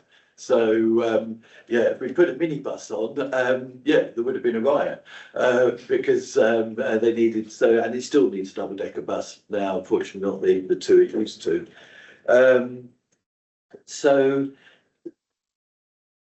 Now, in terms of, and I'm open to these things, and I wish to see, and I'd have to say that one point I was going to make, and I'll say it now and then sort of come back to it. Really keen to sort of see data and information on what we're learning. I think John Perry knows I keep asking for numbers, but this is because I think, again, evidence-based, we need to know what's going on. Now, we've had Slinky, which is the free forerunner to being digital in parts of our area. I'd say it wasn't widely known. Not many people sort of knew about it or used it. And I have to say, I've never really been able to get any data out on it. And ours has been digital as well. So we have Slinky in parts that go connect to Taunton and to Wellington, and still non-digital, which go the other way to Minehead. So we've got experience of doing that. And I'd say, again, I've been asking, how many people are using these? What are the numbers that, as of yet, I've no one's been able to tell me. So I do think that's important, but I'm absolutely open to it. I can see the advantage of them, and it sounds good. I have to say, people who ask for buses, though, they ask for a scheduled service. And they're actually, when I talk about Slinky, they're not actually, I mean, some of it may be of interest, but they're actually not quite so interested in the people who want the bus service. Now, I think you could be right, that it could be the right thing to do, but my experience is, and we've got a very active bus user group in our area, the feedback from them is they're much more interested in the scheduled services. Yeah, so the non-bus users could be eager help. Well, I don't know. So I'm not trying to close any doors here, and I do wish to see what the evidence says, and I think it's a bit of both. Now, we've also, and I'm really grateful for this, we did get a new bus service, and the council provided it, but a minibus, and this was connecting others. So it was a smaller bus of the right size, and it's going pretty well. I mean, it's only 2 days a week, and that becomes the issue. But the council's providing it, and I'd say thank you very much. and residents do appreciate it. So thank you very much from me as well. So that has worked well. Now, the one thing is though, it's actually a school bus at other times, so it limits the timetable it can offer, and that's the bit of the constraint. But nevertheless, the people are using it are very grateful, and I think that's not a bad model to at least get something in, and might help in other areas, in other areas too. But so there's another thing. I think the main thing I wish to say is, yeah, let's look at the data, but digital could well be. I do agree. It's got lots of potential. I'm really interested to see how it goes. Shall I go to my other points, or Did you want to come back on that? I want to just come back on that Yeah. point. I mean, we just listen to the views of bus users of fixed bus routes. Of course, that's what they focus on because they're people who live near enough to bus routes, and people who don't probably have never heard of digital demand responsive transport. I have no idea that there could be available a system that allows them to order up a bus to be within 100 yards of their house within an hour. I mean, there's a long way to go to get to that, but we really must collect the data from the right source. And the source is people who have no thought of using a bus and only using a car because there hasn't been a bus available for 50 years. I should have declared an interest as a former bus conductor on Bristol Tramways and Transport, by the way. Let me write that down. Can I just respond to Dave? On several points. Yes, I mean,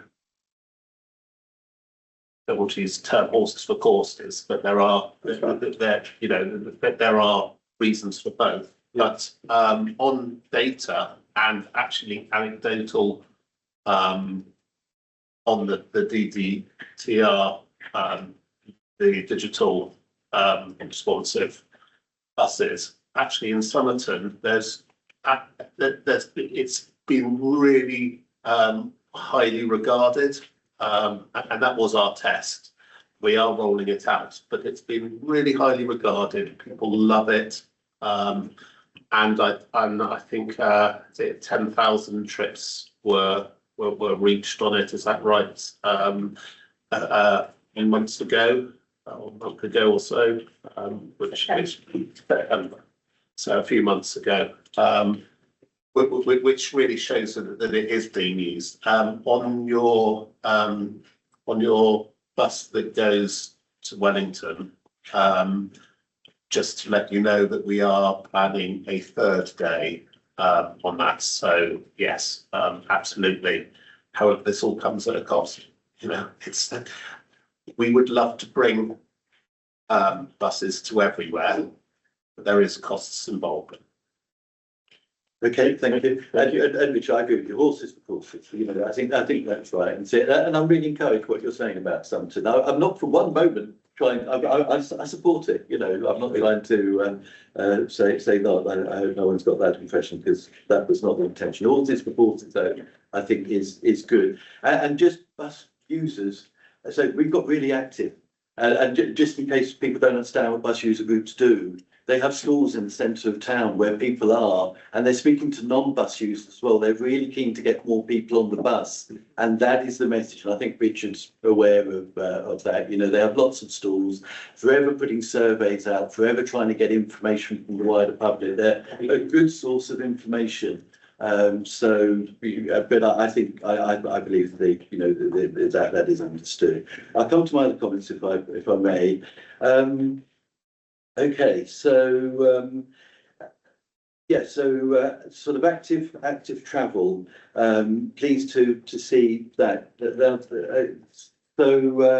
I think the main things I wish to say here, I'll make a gentle dig, but look, again, please don't take this the wrong way. And this is not, I'm not looking for you to alter the report, but I think it needs to be said. But as Richard knows, I'm on the active travel steering group that's referred to, and that there is, some engagement. I will have to say, and I know I'm not alone. This group feels that it's being talked at a lot. There's routes going on, and the steering group did not get consulted on which routes there would be. The steering group got told what routes That's just not true, Dave. Okay, well, I won't try, but I think we need to have the discussion, and I think if you look at the report anyway, I know you said, I won't try and push that, because I know Specifics can be talked about between them. Yeah, so, all right, so let's, and I wish to be gentle on that one, but I will go to the other main points. So, now there's routes that people would like on active travel, and there's groups involved in doing those. Now, one barrier that one route in our patch has come up against, it has come across support, and again, you won't quite like this, but I feel, as you said, it's been really difficult to engage with officers on this route. You know, sorry, that's just what it's been. So sort of knowing how, now also there's something else going on. I think it comes from national policy. The national policy has wanted active travel routes alongside main roads. And we've got an off-road proposal. And there's some sort of conflict in there that, so it's trying to link Taunton and Wellington to a whole number of parishes that I cover. But it keeps sort of running into this sort of bit of conflict that it needs to be along route. But again, public meetings, everybody who talks about it wants it off-road. I don't think I've ever heard anybody who wants it to run alongside the main A38. But that's the direction we keep being pushed in. And I think there's an issue. Yes, come in on that, because the Active Travel England, which is the enabling government body, has been a very urban, in our opinion, a very urban-based group. So naturally, they want very high standards, which is just not appropriate for rural areas. Now, Councillor Ros-Wyke has been very vocal about this, and she's been the person that's brought the strawberry line to life in Somerset and has worked extraordinarily hard on this. And we have both, well, we both continue to lobby Active Travel England to bring a more rural understanding, and that's been really difficult. They've come back at least once with proposals which were just unacceptable. So we very much understand that. But can I just say on the Wellington to Taunton route, the amount of work that officers have put in to enabling that route, especially around what will be the new train station in Wellington, that has enabled this route, the start of this route has, you know, the quality of the work that they put in has been exceptional. The amount of money that has been focused on that to create this route. So for you to suggest that you keep on getting pushed to the A38 road, which we all know will never happen, because it's not a good idea. Is not correct. The difficulty we have, of course, is fitting the rules of Active Travel England. So there isn't that funding on the direct active travel route. But you know, what we've seen with the Strawberry line and other more rural active travel things is the way in which local people have owned the route and created the ability to have this, and this is what we're trying to get embedded into the Taunton to Wellington group, because that is the way forward at the moment, whilst Active Travel England doesn't quite fit the direction that we would like. Am I saying that right? Mike, I think that would be absolutely a fair assessment.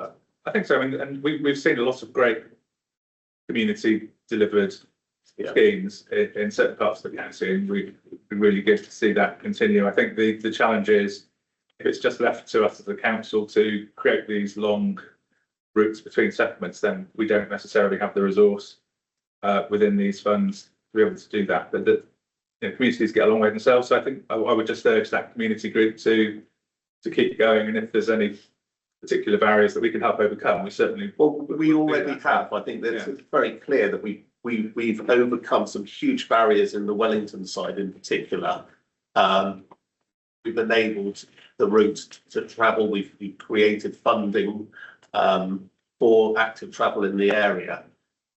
So it's there. We've just got to grasp the nettle a bit.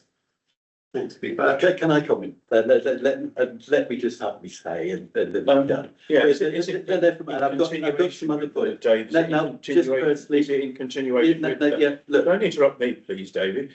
But is it in continuation, or should I bring Marcus in? He's been waiting for a long time. well, please, can I just respond, and can I just If finish it's my responding point? to that, then yes. Yeah, so thank you, Richard. I'm really pleased to hear that you've got the rural urban thing, because I think that's the key thing. So thank you for your response on that. That's good. Thank you also for where the council has engaged with the route. I'd say the engagement has all been with planning from what we've seen. So it's Simon Fox, who's a planning officer, where the engagement, and it's been really helpful. It's been really good. The point I'm trying to make, that it's been far harder on the active travel thing, and let's say no more about that, but that's how it's felt, felt locally, and what I've seen. Sorry. Now, a completely different type of thing, and I've not got much more to say, but I think there's great potential for green and quiet lanes, and I don't think they will cost a lot of money. Now, we have got some pilots going, so really keen to see that pushed along, and again, other parts of Somerset being able to join in, and connecting with the LCNs. Seeing how that goes. We've identified 2 priority routes in our areas. We've talked about it at our LCN meetings, but again, it doesn't feel like we can connect in with the council. We don't know how to do it, So let's please not, can we just have a discussion sometime with something? We haven't had it yet, and we would really like it. So I'm really pleased to hear that from Richard the door is open, but we haven't quite worked out where the door is yet. So, I look forward to that. I'm very reassured that Richard clearly, believes we should be able to have those discussions. That's good. Very finally on buses, I might have said more, but I just limited. We've really struggled to get small improvements to bus stops. Now, the bus shelters and so on we do. Can I just say that I think there needs to be a bit of attention and some bits to help with bus stops. It's really quite simple. Sometimes putting a flag up, putting flags in different places. We've had requests for this now, sitting there for 2 years or more, and we find it really difficult to get them progressed. So it's not just bus shelters. I think just the request stops and so on, getting the flags up. We need some capacity there to help with that, please. Okay. Did you have a? Please. I've got a few minutes left, and I know that Yeah. I could go on, not as long as Dave. But no, my God. No, Yeah, carry on. yeah, thank you, and I'll try and speak up. Yeah, thank you. Interesting what was said about Slinky Bus earlier. As it happens, I know the Slinky Bus where we are is actually overused, and they could actually be with other drivers in another bus, and that's what I've heard on the grapevine. But I do take both points of view, is that the Slinky Bus is very useful for people of a certain age who maybe don't have to be somewhere in a rush, where they can wait for it, they can have time and they can plan ahead. It would be much good for me if somebody decides that on a spur of the moment that I need to be somewhere. But I think that issue of how do you connect the rural areas in the middle of nowhere to the main line or to the main road so they can then get on a scheduled bus service would be great. And I do think it was quite interesting that Yeah, I mean, I think I've said in this committee before, 15 years ago in South Africa, they had minibuses everywhere. At one point, I think it's going to die on one, but that's how Say it that went. last bit again. In South, 15, I think it was 15 years ago, in South Africa, the whole system was minibuses. And minibuses would turn up with someone driving, 25 people on, you jump on, they take you to the next place. I did end up in a really dodgy place. I thought I was going to die, but then they moved me to another bus and off I went. So it all works very well, and that was then.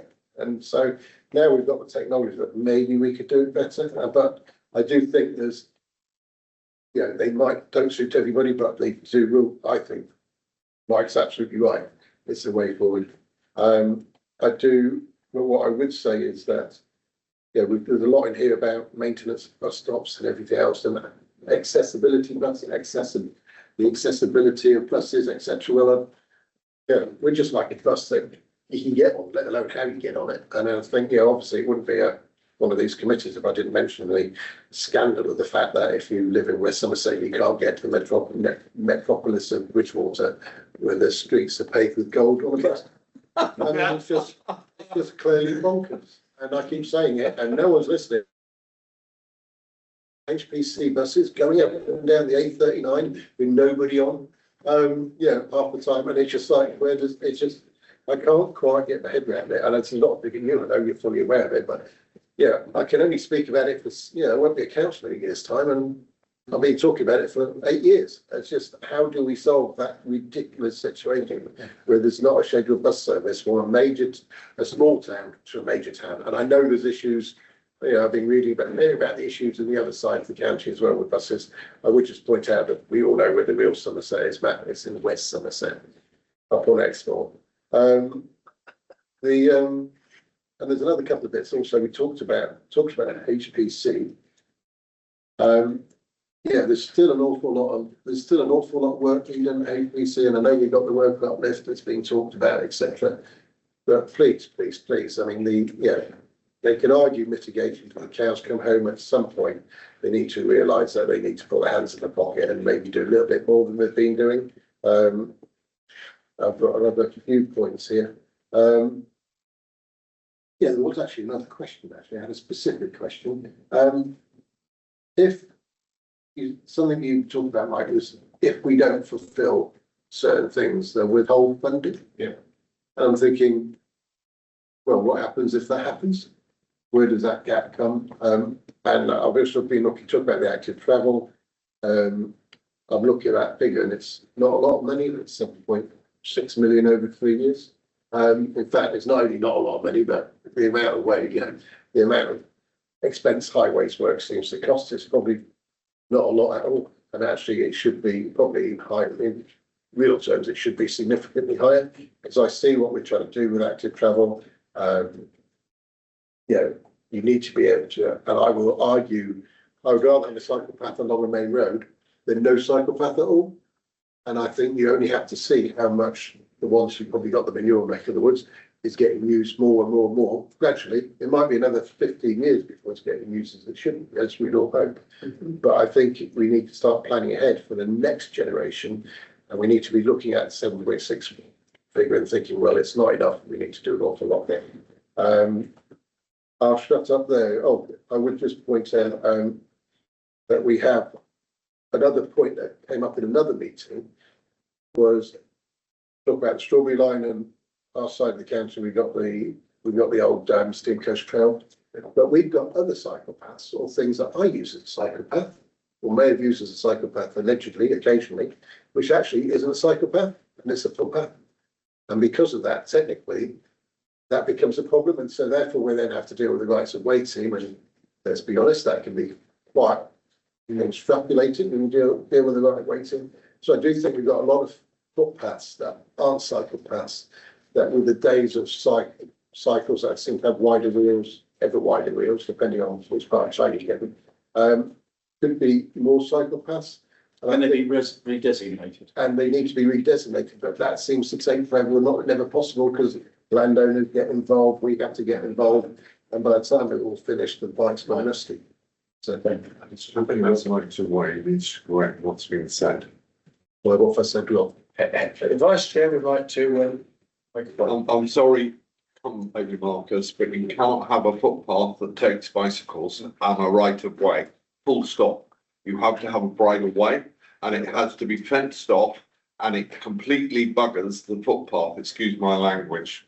I'm sure that wasn't recorded. But I'm sure there's a way where, I mean, I've heard the bridle way discussion before, sorry, through the chair, but I'm sure that's something that we need to look at because there's a whole loads of potential future cycle paths that we're not using just because they're technically a footpath.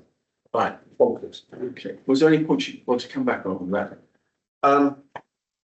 I'll just come back on the funding for our active travel. Yeah, it's minuscule. It's not an acceptable amount for a progressive government to provide us with.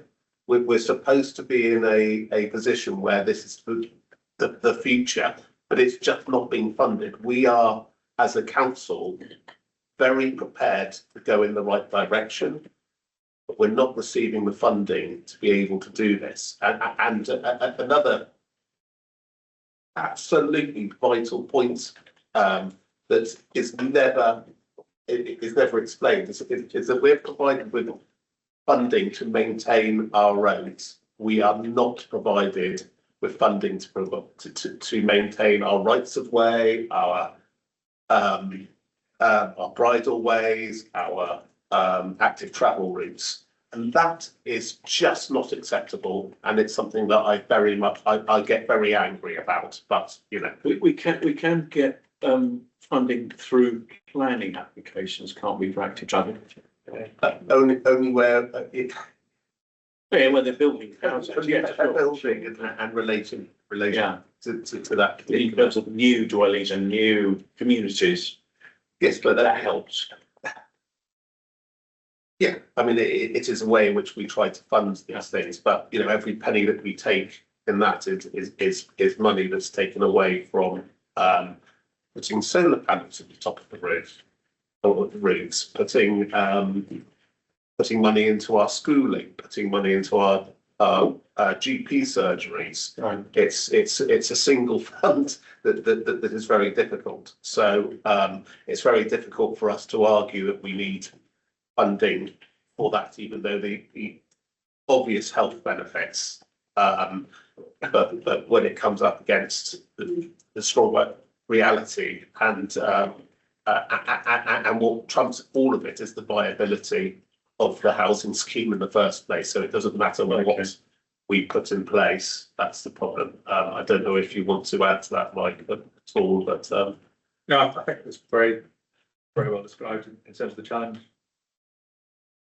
Thank you. I think Rob had his hand up first. Thank you, Chair. And then I think I need to draw a line under this. We're running very, very late. Okay, to be quick, Chair. I mean, rights of way is something that we've brought up before. We've asked a presentation, and there's even more questions being asked about rights of way brought forward today. It is read on our action plan, and we really ought to make sure it's brought to us as soon as possible. The other thing, of course, I have been also working with active travel, particularly the Strawberry Line. It has to be pointed out that the perfect place to put a cycle path is on an old railway line. But they're flat and they go from where you are to where you want to go. Absolutely perfect. And one of the main pickups is the historical railway estate, who actually own the old railway lines. They're not keen on cycle paths at all. They keep blocking applications to go under their old bridges, etc., etc., etc. We could have had the Strawberry Line built years ago, but if it wasn't for blocking there, it's just something I like to bring up. It's very frustrating. I don't know Taunton Wellington cycle path at all. I don't know if there's an old railway line they could use, but the point it's perfect, but very frustrating to try and do. Yeah, useful. Thank you. Adam. Thanks. Lastly, future plans. I see the report. This discussion of this document goes to the executive, then submitted to the Department of Transport, right? Next month, this month, and then there's a few months. It says in another requirement to submit a detailed plan in the coming months, in September, sorry. So there's an opportunity to work up detailed local movement strategies through the local, through the LCNs. And then that's a great way of getting them to do something. And in the food one, of course, the Vale of Food LCN has a movement strategy started by the Town Council and a highways working group. I know Martin went to that. So that's probably, in some areas, a very good way of getting the detail, local detail from the bottom up to feed into this details overall plan that you're going to have to, we're going to have to produce in and submit by September. Is that the plan? Is there a programme for engaging with the LCNs, parish councils, local bus user groups, etc., people who know and care about their area and promote active travel and bus use and local highways improvements as well, to see what needs happening? We've heard lots of places where action on a bus stop or a bus service or whatever needs doing and it hasn't been able to be funded or aired or discussed, sometimes for years, term of the council. Is this the opportunity we've got now, with some money and some time and some people who care about their areas, to actually engage properly? And can that actually happen? Is there a plan? Thanks. So, yeah, I think there is an opportunity for engagement, and I think there'll be, again, a decision to be made about what level of detail we can go into for the September submission, because we probably won't go down to individual scheme by scheme level. We'll probably still be talking about border areas and corridors, etc. But there is an opportunity to engage with that. On buses, we've got a well-developed bus advisory board and a bus user and stakeholder group who have we've been working with for the last few years on the bus investments, so we'll continue to use that forum. Obviously, LCNs do provide an opportunity, particularly around active travel. So I think we'll be working on how we get appropriate engagement through those forums. Particularly, I think active travel is probably the main area where there is probably a little bit of flexibility around what we could or couldn't do. So yeah, we'll certainly aim to do that, but I don't have a detailed plan for that engagement yet. We'll come back on that. I don't know if there's anything else to add, Joe, or Joe added to that. As well, just in terms of the active travel engagement, I think it's we'll have to set something up ahead of the September submission. I think that this could potentially be a route for ongoing engagement.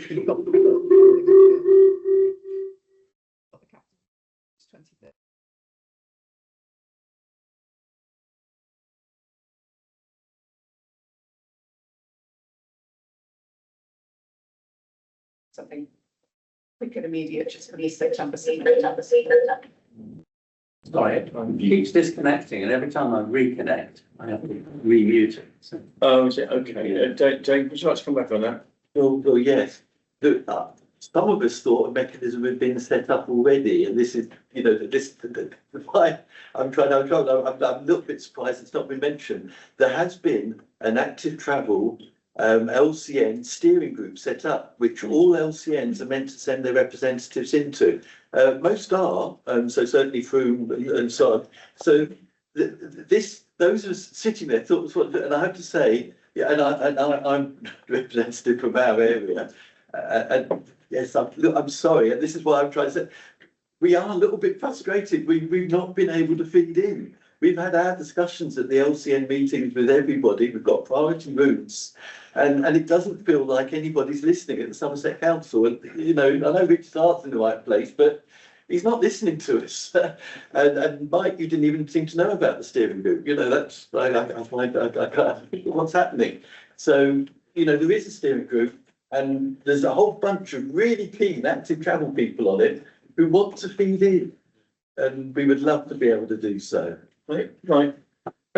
Yeah, so I think we'll take that away, and we'll set out more clearly what the existing mechanisms are and how we feel it might evolve. I think there is an issue around, as ever, staff capacity to deal with some of these processes. So I think what we're building into this plan is some additional capacity and capability and staff front to have more project managers and that sort of thing. So I think the active travel team is to be fair to them, have, there's not very many of them at the moment, so I think part of the challenge has been, meeting all the demands that there are around the county, because there are a lot of enthusiastic groups, as you said. So we'll do a bit more work on consolidating that and we'll come back to something that works. Right. Go on then, Adam, and that is absolutely it then, we're now. We have filthy LCN rich to we have had LCN officers, one of them in the Froome area, engaged with one of the parish councils and helped get funding for an active travel route. There may be their extra capacity which you could use. You've got a Froome representative on the steering group. Yeah. There's someone from Froome turned up. Yeah. So there's a disconnect between that work and this higher level work due to capacity issues, but it's just that making an effort, making a meeting sometimes, isn't it? Rather than say, oh no, we can't do that. Yeah. It's a point well made, and I'll certainly take away to that we need to do it. Just to quickly recap, I'd like to thank Richard in his absence. He did say you have to go at 12 and he hung on for a long time for being here to make that presentation with Mike Stanton's call for smaller buses. I thought was a very pertinent part of their conversation and endorsed the digital demand.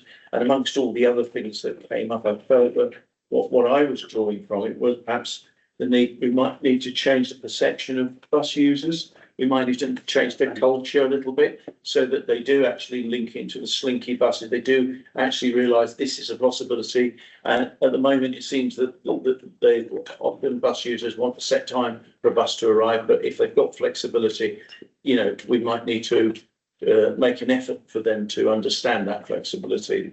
The problem is that bus users are bus users, so they're near fixed bus routes. It's the non-bus users. You encourage people to do that. Yeah. Okay. Thank you. Because I will disagree. We do need to speak to the bus users for bus services.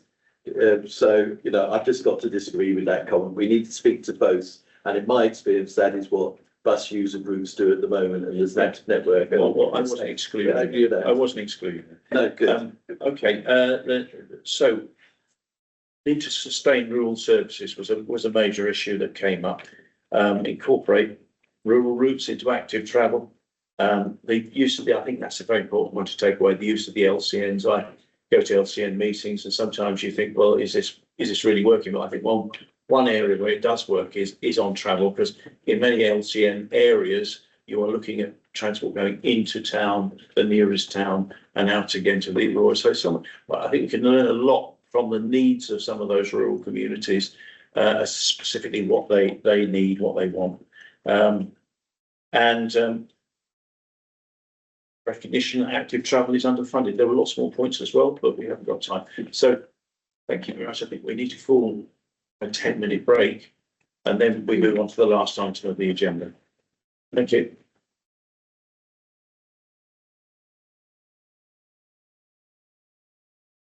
Thank you all.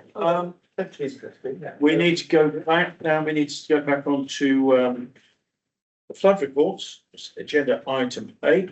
I'm going to invite James Val, Climate Natural Environment, to introduce the item. Well, before I just do that, there have been some comments being made in the meeting chat. Helen Case put in a few things just to alert you to them. They're all relevant.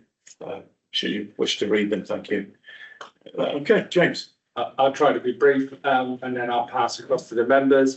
Across to my staff.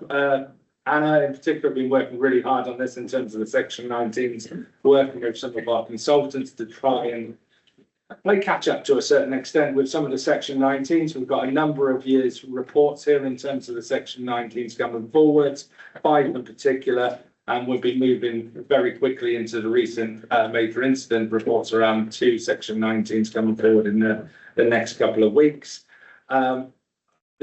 The report is a technical report. It is pretty much the facts and figures in terms of what happened. There is a lot of work I know within the team and speaking with councillors about how we move forward in terms of resilience planning moving forward. I'm not going to steal the thunder for our team. I'll let Anna come in and present the reports, but more than happy to take questions afterwards. Thank you, Anna. Thank you. Welcome to the group. Thank you, James. So I am presenting just because I've got a lot of information to share. So something visual for people to look at if you are on the Teams call. Hopefully that's worked okay. You can reconnect, so you'll get this. So I'll crack on then. We're ready. So today I'm just going to cover briefly going back to basics. What are Section 19 reports? What are they not? Talk about the report writing process that the 5 reports that we're presenting have gone through. We won't be talking today about the detailed design schemes area by area, because you can look at the reports themselves if you want to go into that detail. But I'm just going to give an overview of the key findings and themes, recommendations that have come from each of these reports, and a brief touch on our progress as the lead local flood authority and what are the next steps after publishing these reports. So I think probably, hopefully everybody in the room is aware of this, but just to go back to basics, Section 19s are legally mandated for lead local flood authorities under the Flood and Water Management Act 2010. And they are a statutory requirement to investigate significant flood events, to understand what happened, who was impacted, and which risk management authorities had functions to exercise. In Somerset, we have set the minimum threshold of 10 properties. So when in one locality, 10 properties have been flooded in one event, then that will trigger a Section 19 investigation. To give some context, so we're bringing 5 reports today from December 2023, January 24, and 3 in January 2025. We have also recently, in the last year, published 9 reports from 2023 alone. Each of those 9 reports is an individual locality. There were 6 that reached the threshold of 10 properties in May, and then in September there were 3 additional. So there's been quite a lot of Section 19s that we've been writing, and there has been a bit of a backlog as well. Give some additional context to that. So the report writing process for these 5 reports, we have gone through a screening process against that Section 19 threshold, exercising data gathering, mapping and timeline reconstruction, looking at the causes, drafting a report, doing some internal review, and also consultation with parishes and communities and risk management authorities before publication. That's how the process works.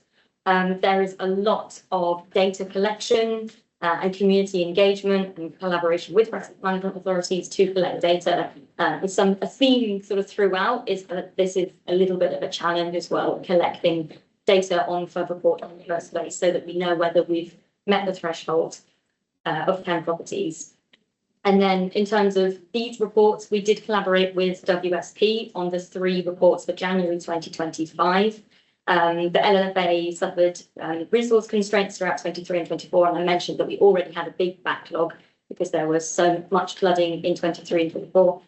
But we needed to maintain our statutory compliance and publish these reports. And so we engaged with WSP for their specialist hydraulic expertise, their report drafting capacity, and to keep consistent formatting across our existing templates. But the LLFA, so the flooding coastal team, ultimately retained oversight, data provision, and final approval. So even though WSP have written 3 of these reports, I should be able to answer questions about them because I was heavily involved. So this is an overview of the 5 reports that we are bringing today, dating back to December 23.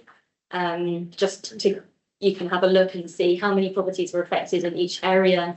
You might notice that Chard looks like it has quite a significant number of reports, but that could also be a result of the reporting process. So that again relates to the challenges of reporting. And just to give you an overview of the sources of flooding, which largely around fluvial and surface water runoff in combination. So that's the 5 that I'm bringing today.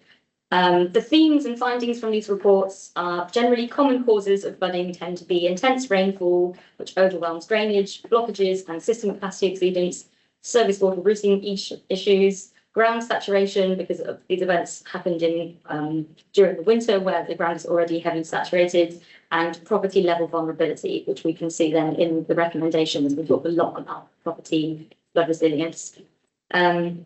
There were also challenges throughout all of these 5 reports. As I talked about, limited evidence It's quite difficult engaging with communities and getting that evidence base forward, although we have engaged with parishes and flood wardens and communities where appropriate to get information.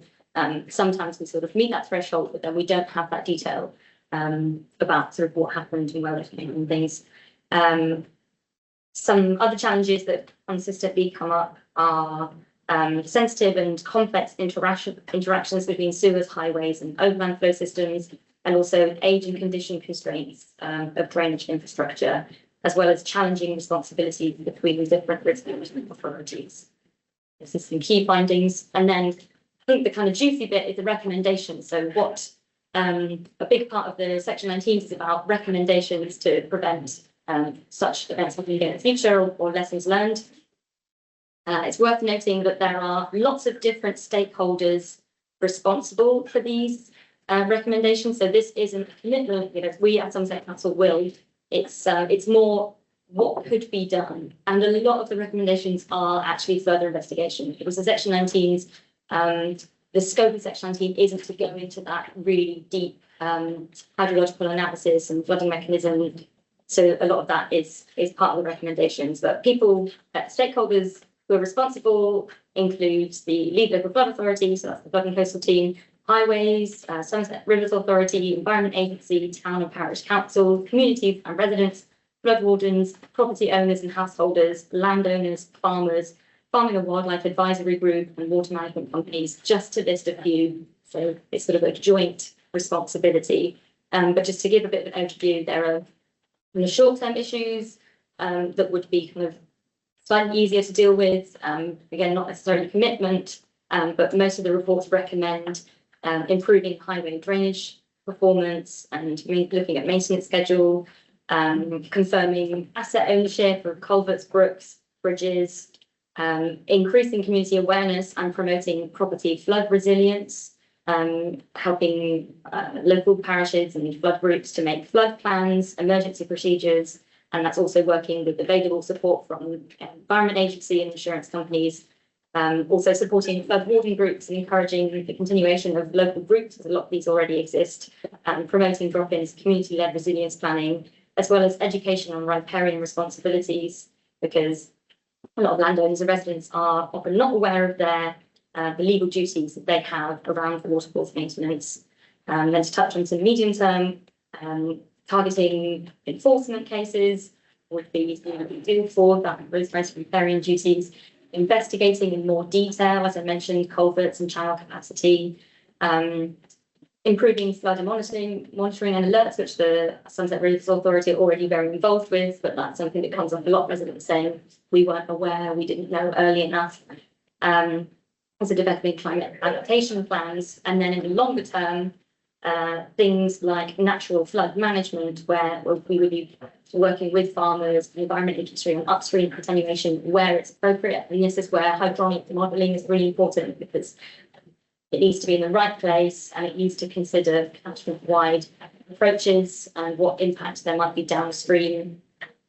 Assessing potential infrastructure changes, looking at sustainable drainage systems and retrofitting of properties as well, and collaboration with a number of stakeholders. So a lot of these recommendations are not immediately deliverable because of funding and staffing constraints, but they serve as an evidence base from which all of the stakeholders mentioned can bid for additional funding resources. So a couple of things that we're already doing as the Lead Local Flood Authority, and there are a number of projects which I've listed on this slide which address some of the Section 19 recommendations from previous Section 19s, which have already been published, looking at maintenance schedules, improving internal coordination with highways, looking at flood risk and maintenance, and also developing new improved Section 19 methodology. We've already looked at a improved flood report process, which we're working with emergency planning and response on. So there's a lot that's already happened within the LLFA. And then finally, the next step. So we are going to publish these 5 reports on the website.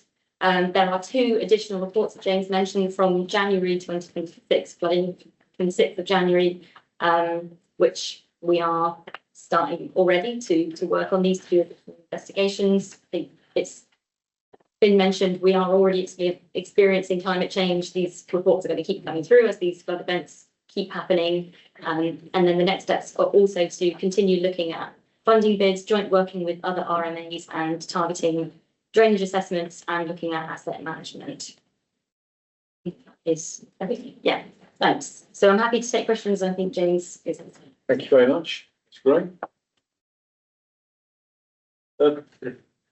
I'm being pestered to my right here by Councillor Hobhouse. I'll come back to you, Mike. I told you 10 minutes ago. He did, he right with that. Anna, thank you for some very good reports.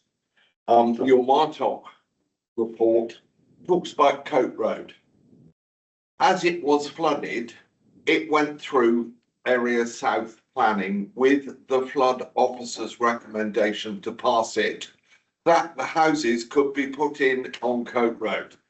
Would you like to comment on that, please? I think it's Or ask James to comment on it?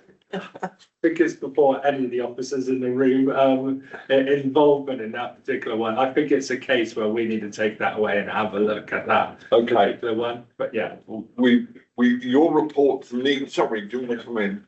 I could give some commentary on Coat Road. go on and go for it. When we review a planning application, we take into account the flooding. When a development occurs, it changes the landscape quite drastically. Sometimes quite drastically, sometimes it's quite sympathetic to the existing landscape.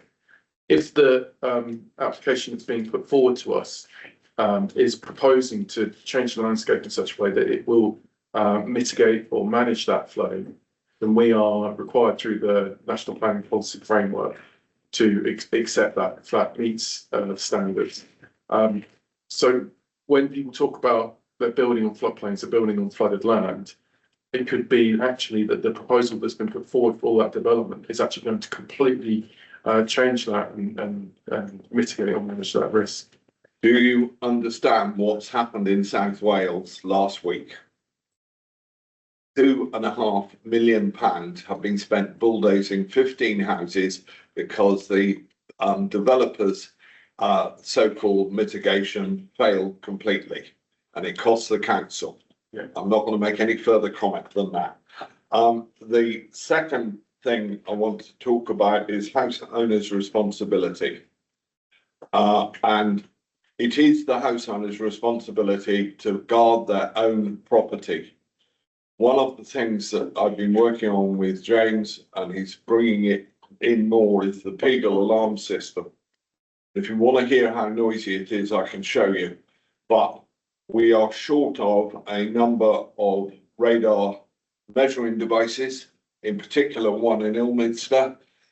You can get them flooded because you can get them paid for by the SRA, because I've done it in my own division. And I think it needs to be highlighted in all future Section 19 reports, that particular statement. There's a very good website called Flood Mary, who actually tell you exactly what to do. James has the booklet, but you can go online and look it up. Final thing, which is that there is fundamentally two types of flooding. One, I was very naughty the other night, comes out the sky, and you can do absolutely nothing about getting it away, because where you're trying to get it away is blocked, not by anything, it's just the fact it's full of water. And we need to make that absolutely clear in future on the Section 19 reports, where Croscombe is one that's in here, where you're saying that the highway could have helped. It couldn't, because the water was coming out of the river into the highway. It can't come out of the highway into the river. Physically impossible. And the second one is that we need to be pushing the warning system so that people got the chance to defend their own house, if that makes sense.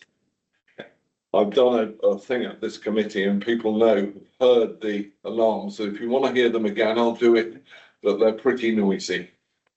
They do wake you up at 2 o'clock in the morning, because the whole way through January, I had the River Cam on that warning system. It never actually topped out to take out, it took out 3 houses, but not in a major way. Councillor Hobhouse, I think invented this, didn't you? No, I got it put on in Somerset so that it is available to every single resident. And you can reassure us that you don't get any kind of, No, right, so this, no, that's good. let me make it clear, I have a developer application from Persimmon in Castle Cary, and they paid the bulk of the money. SRA covered the VAT element because it's an imported, software thing from Austria. Brilliant. Thank you very much. I think James wanted to come back.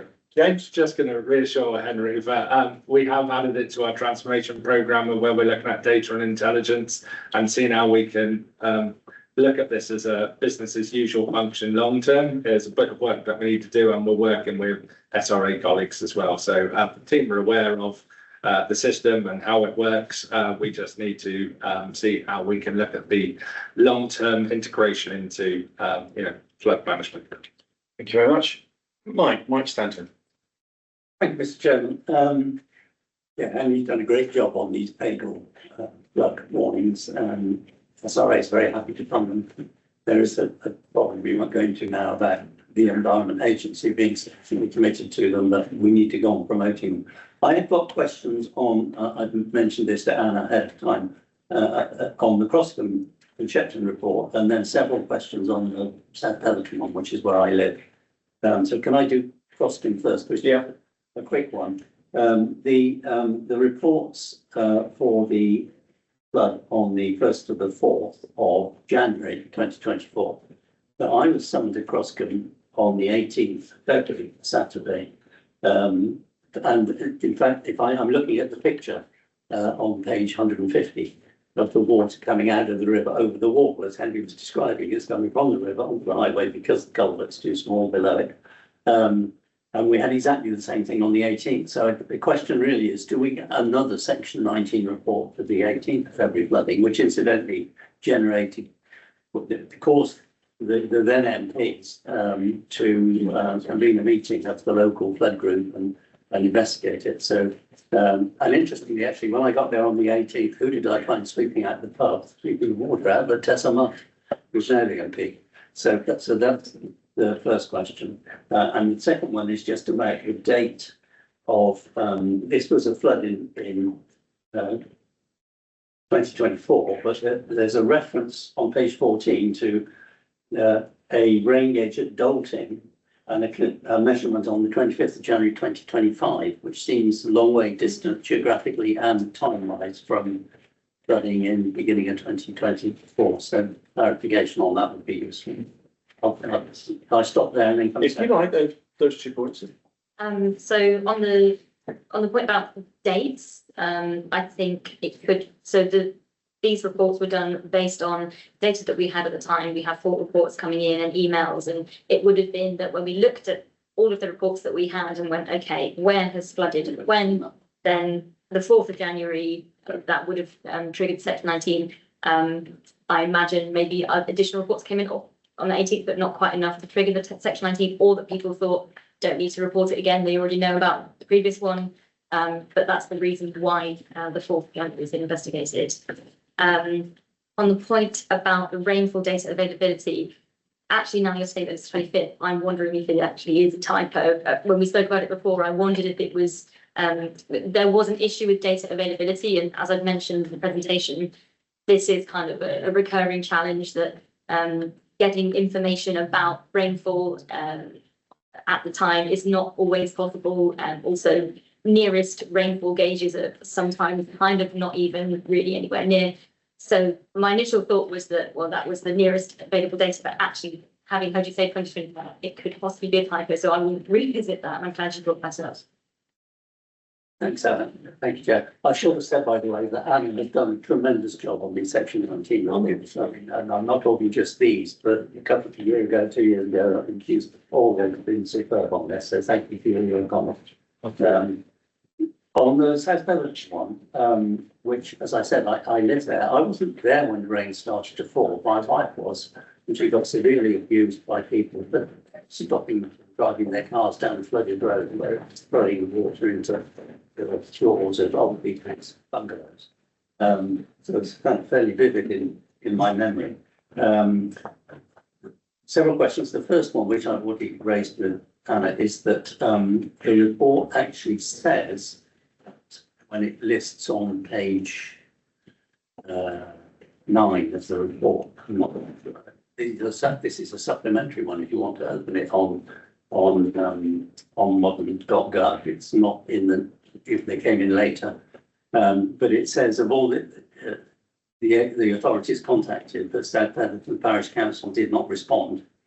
And I checked that this morning with Parish Council and with the flood group chair. I actually set up the flood group straight after this flood, the week after, and then chaired the first meeting and handed it over to Kevin Entwistle because I felt a conflict of interest because I'm chair the SRA. But they did send in to WSP some reports on what they'd done on the flooding on the 29th of September and again in November, but they didn't get a response. So I'll email you with the detail of that, Anna, so you can follow it through with them. Because it ought to, it doesn't mention, the report doesn't mention the flood group at all. They've done tremendous work on this, so they ought to be referred to. The timing reported on the peaks is slightly wrong too, because it suggests it was in the evening when actually I did get back there by about 3:30, and that was about when it peaked. And by 9 o'clock, by 7 o'clock in the evening, the roads had cleared again. It was very odd flow. I mean, rivers coming down the roads, rivers of flood for an hour and a half, and then 4 hours later gone. And it's interesting from everybody's point of view. It's a classic example of 19th and 18th century building on a floodplain and causing problems which have really only become significant 100 years, 200 years later. You know, you've got a small brook, which normally is just a trickle, which 200 years ago just spread over a floodplain. When there was a lot of rainfall, it just dealt with it, spread over the field, water went away again. Now, because it's all been culverted in, within an hour, the water builds up, floods the co-op, floods 21 houses reported. It was more like 30 plus. Another problem, people don't report flooding. I had one of the flood victims living with me for 6 months while our house was sorted out by the insurance company. So we've got to take more and more seriously these flash flood effects on places built on floodplains. Croscombe's another good example. Sheffield Mallet probably is itself, although I've never looked at that one in detail. Next question is gullies. So this is you, Mike, really, from your department. The report says that the gullies were cleared by Somerset Council, but they're still blocked. I mean, I've reported them many times, and I whinged to Richard about it, and will do so again. But I don't think that unblocked gullies would have helped on 26th of January because it was a amount of water that overwhelmed everything, but they do need to be kept. And there's a bit of information missing about the wall that fell into the stream. It sounds as if WSP didn't see on their visit. And also WSP, and this is a criticism really, they had 2 emails from the flood group. They didn't respond to them. And when they visited the village in December, they didn't contact the flood group. And so they didn't speak to the people who knew most about what the cause of the flood was and what was already being done about it. I mean, all that said, the conclusions of the report are fine. I don't have any quarrel with any of them, but they're just some detailed points to get straight. Thank you very much. No need to respond, is there? No. Okay. They can't. Will I come back? On that. No, another question. No, I've got Steve Ashton just in front of me, then you. Two points. Coat Road, we were on planning south for the houses north of the Coat Road, and it was fluvial flooding, of course, and we had the LLFA maps, which were, 100 years plus 40%, which showed no flooding on that side.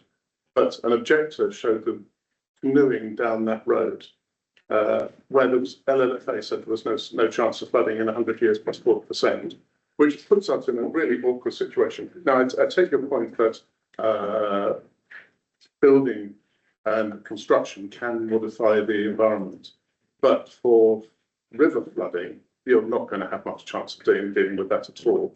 And it put us in a situation where we had to accept a planning application where we knew it was going to flood. So it was, I think the LLFA needs to really revisit their maps that they're giving to planning information to the planning committees, because we were put in NVIDIA's position where knew we were going to have to permit houses where we know it was going to flood. In Croscombe, just a minor point, when we did the visit, the owner of the house just 2 houses below where that water was dropping over the wall, they said there was a bifurcation in culvert, and that regularly gets blocked up, and that forces that situation. So whether that's something that could be addressed by modification of that culvert slightly, because what they were saying, the actual capacity of the culvert goes down dramatically when they get logs and stuff jammed where it bifurcates underneath there. But that's just a minor point. Okay. So Religious Coat Road, I just want to revisit Councillor Hophance's comments and thank him for highlighting the risks associated with not getting our flood risk assessments correct, and more to the point, not actually inspecting the work that's really done. So thank you, Councillor Hophance for raising that. Our flood risk mapping, our own flood risk mapping, which is hosted by the Environment Agency, it's predicated on the assumption that the receiving watercourses are free of obstructions and free flowing, and they're well maintained. I would hazard a guess that that's perhaps not the case, and that the flooding that you saw on Coat Road was resultant from perhaps maintenance practices not being quite up to standard. So that's my working assumption based here, sat in this chair. I would need to visit the site and have a look to understand the real challenges there. With regard to Croscombe, the bifurcation of the culvert, any work or upgrades to that culvert are going to be extraordinarily expensive. And the best value for money that we can actually suggest is rather than improved conveyance, which is what we're sort of talking about when we improve the channel, is actually increased retention of waters. And the flood group in Croscombe have been really proactive in identifying. It's called the Sad Horse Field or the Sad Donkey Field. Yeah. And we're happy to work with them on providing sort of technical sign off and approvals that are needed for that retention basin to go into place. Independently, we've also identified another site between Shepton Mallet and Croscombe, actually 2 sites actually, which if it came to it, we could do some build a retention feature there as well. And that's something that I've worked with the rest of the natural environment I'm on, and when resourcing and funding allows, we'll certainly be championing that as a service, a joint service effort. Okay, thanks, Steve. I've got but did Marcus have? Do you have your hand up earlier? Didn't you? Thank you. I think I've got a specific question, I suppose. I mean, it was, I found it quite interesting. The question was, because you've got after a certain amount of properties, so I can't get might run out of battery. The question was then what happens therefore, what happens when we get, say, 8 properties? Like, was it 9? I think, was it 9 the figure? And obviously we had, sorry, I'll try and shout for you, Mike. I know. I get all aggressive when I shout, sorry, I sound aggressive. So what happens if, say, it's 8 properties? I know we're all being programmed here, so we had a situation where we had, you know, it was like once in a lifetime event, but, you know, probably was 6 properties got covered.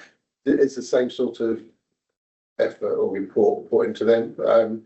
And so we can look at that in the long term, because obviously it could be 6 now, but it could be 15 next time. And then I've got a specific question while I've got everybody in the, while I've got the right people in the room, right? Because of course, it's been mentioned by Steve and by Mike about culverts. I've got specific village, and you'll actually know at Monksilver because it was dealt with by the EA. They did some special work up at Monksilver, where they're concerned now that the culverts and the little bridges that are possibly owned by this council, I assume they are owned by this council if it's the old bridge over a stream. Of course, they're not up, they might have been up to the job, as Steve said, 150 years ago, but they're not up for the job now. So whose responsibility is it to alter them so they are a little bit more up for the job? Whose responsibility is, I know we talk about riparian responsibility, but these are technically highways land. If highways actually, with all the funding issues, resource issues, up to being able to deal with them, if it is their culvert or bridge, or is it one of those where we'll be saying in 3 years' time and the village is flooded and you're having to do one of your reports because it's more than so many houses, and actually all it needed was a little bit of time now by the right department to make sure that was slightly more man enough for the job than it is now. Mike, I know you were in those meetings with Monksilver. If I've missed anything that they've said, but I've had a specific request from a parish council, and so I'm sure that is relevant to an awful lot of parish councils all over the county. And also, of course, where are we?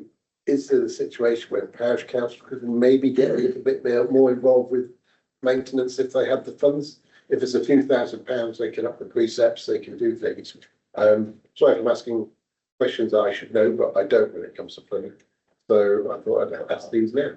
Yeah, I think where you're talking about, and a lot has happened in this meeting where we've been talking about specific local matters, and specific, often they inform the bigger picture. I suppose that does. So would you like to come back on that, Anna? Yeah, I think to answer your question about what happens when it's less than 10, we set the threshold at 10. To give some context around that, we are still kind of in the process of actually issuing an official Section 19 policy around our processes and giving a bit of background to that 10. As I mentioned, there were 10 Section 19 reports written in 2023 alone, and as we expect more flooding to happen year on year, I feel that 10 is sort of reasonable. Otherwise, we would just be up to our ears in Section 19 reports. Having said that, there are some localities where there are only 9 properties in the village or in an area, and so they're never going to meet the threshold, even if everybody's completely underwater. So there may be, maybe there's a case for a conversation about setting it at a percentage of properties within a locality, although then we have to sort of come to definitions of what is the locality and how do we do that. But that's a really good point about the threshold of 10 properties might not always be hit. Or having said that, the LLFA can do investigations that are not Section 19 investigations when there are a number of properties impacted in the area.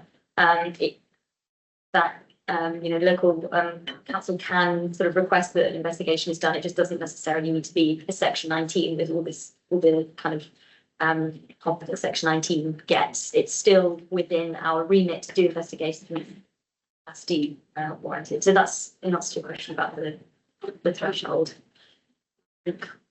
Going on about culverts assets and who owns it and what's highways doing about making sure they do it there apart from wait till it all goes wrong. I think I was going to talk about the other bit where you said about community engagement and parishes. So actually, the what happens next bit is something that we really, really want to start developing. We've been hopefully lucky with the pressure bids to increase the team. So that sort of engagement, linking in more with DSRA engagement officers and trying to look at those next steps around preventative and resilience measures.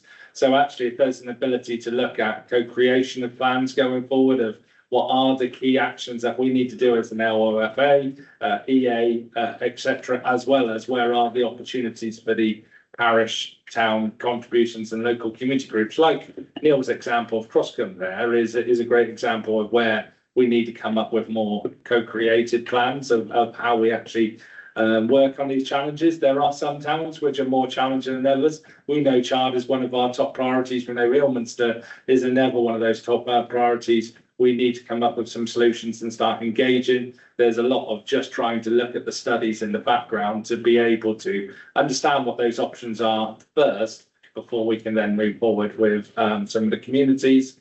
We are just exploring more opportunities around resilience. Resilience has got to be the big thing that we are looking at. We are going to get more Section 19s, unfortunately. However much we do look at prevention, you know, the climate agenda is here, the climate impact is here. We need to be able to try and look at how we become more resilient as a county moving forward. And that's us as a council, as well as working with our communities to put those plans in place. So there's a lot of work that we need to get the best out of the current forums that we do, the risk management authorities together, Somerset River Authority, catchment partnerships, etc. And I think the greater inclusion of natural flood management as well. How do we get the best out of that? The scale we need to work at around that. So there are plans that we are trying to look at, natural flood management forums, bringing in the people who do the deliverables as well as risk management authorities as well. So I'm not going to say we've got the answers, but there's a lot of forward thinking actions that we now need to do. Okay. Sorry, let me come back, Chair, on the highway structures point. So, yeah, so obviously there's a number of issues there. Not all structures, bridges, culverts, etc., are owned by the council. There's many that aren't. And the responsibility of a number of other organisations or landowners. We don't have a programme of making our structure bigger on the basis that there might be a future issue. Obviously, if there's a particular structure that's our responsibility, that is causing flooding of property, then yes, we will look at that. I think often the perception is that the problem is the bridge or the culvert, when actually there's a lot of wider stuff going on around how that area is managed and how water flows. But absolutely, if there's something that we are responsible for and that we are causing, then we'll look at it. But we you know, it would be a multi-billion-pound programme to try and upscale everything that we're responsible for on the basis that it might at some point be too small for the amount of water that's coming through. Okay, can I make one small sentence comment on the threshold? Because obviously I've been racking my brains about how many houses it was, and I think it might have been 7. As it happens, in that village, one of the houses that flooded was an old farmhouse that was that big. It could have been, in most other villages, it would have been divided up into 5 houses many years ago. So there's those anomalies that also happen. Thank you, Chair. Thank you. Did you want to come back on that, Mike? I just wanted to add a comment on culverts. Yes, it's relevant to that. Yeah, and then the one on section 19 numbers of houses. Yeah, I've got. Yes, you go ahead and bring you in later, Adam. Sorry. Culverts is really complicated, and as Mike's described it, the Froscombe one is a very good example because it's parallel to the road, and at one point it's right next to the road, and then it goes. There's some newish bungalows which have got bridges across the river. It's a river, actually, officially. And then further on, I gather it divides. I didn't know that bit. So if the law says you're responsible up to the middle of the river. So we've got riparian owners who we need to spend some money and do some work on making the culvert bigger. And they don't even accept their responsibility because they weren't told when they bought their houses when they say they weren't. And then highways could be responsible up to the middle of the river to pass it, but then it diverts away from the road. So highways isn't responsible anymore. So it's really, really complicated. And the EA's attitude is we supervise all of this, but we don't actually do any work on it anymore because we haven't got any money. So we've got a really complicated issue to face up to over the coming years. On section 19 numbers, in Safford's a good example. We know there were 32 houses flooded because the flood group, we divided up, we all went and visited them all. So there were 32. We leaned on people to report to Somerset Council, and in the end only 21 did. So a third didn't. And that's typical. About that, probably getting 2/3 of reporting is quite good. And the message just for all of us to keep spreading to our constituents, it is about insurance and property sales. People don't report, A, because they think it's going to cause their insurance premium to go up, and B, because they think it's going to make their property less resaleable. Well, on insurance, it makes no difference. The insurance company is only interested in what the claims have been. So, I mean, sometimes people don't claim, which is kind of daft, because there's now a thing called flood reinsurance, Flood Re, that was set up after the 2014 floods in Somerset. Lots of insurance companies are connected to it. Curiously, the NFU isn't, for reasons I've yet to find out. And if you go to an insurance company backed by Flood Re, you pay a bit higher premium. But then they have a very good system for reinstating your property when it's been flooded, and they do a thing called Build Back Better, which means they put money into getting your electric points raised, putting in floodgate, putting in a separate pump system, so that the property is protected next time. So this whole insurance thing that worries people is a myth, and the better we can educate people about that, the better we'll all be. And resale of properties, people who don't report because they're worried their properties won't be saleable are really getting themselves potentially into legal deep water. If that's flooded and that's not been recorded, and the subsequent purchaser discovers that, they can then have legal recourse and sue people who sold the property for not having told them it flooded before. So I think we just need to do lots of education of our communities about both these points. Yeah, Henry, if I could just add one thing, and you can correct me, Mike, if I'm wrong. If your house is built after 2009, you are not eligible for flood insurance, and I'm right. And we need to take that into account when we are planning houses, because they can't get insurance if they flood. Thank you. Can I just add a point on that, Mr. Chairman? Because I've even sat and voted for a building in Coat Road, which we were discussing 6 years ago. It's fine to build on floodplains, provided you build houses that are suitable for floodplains. You know, our Neolithic ancestors knew that when they built the Glastonbury Lake Village 9,000 years ago. Henley-on-Thames, where I used to live, you know, houses are built 8 or 10 feet higher up than the river, so that the river doesn't reach the living floor. So it's a question of building the right kind of properties. Okay, Mr. Tom. Yes, Adam. I did an observation, the question has partly been answered in Frederick. When planning applications are put together and public assessments and so on are done, and EA had consulted and so on, He said, planning officer reports that it's not a high level of flood risk, and then the site floods, like. I'm sorry, I'm struggling to hear. Sorry, that was my. Sorry, yeah. Detail. Okay.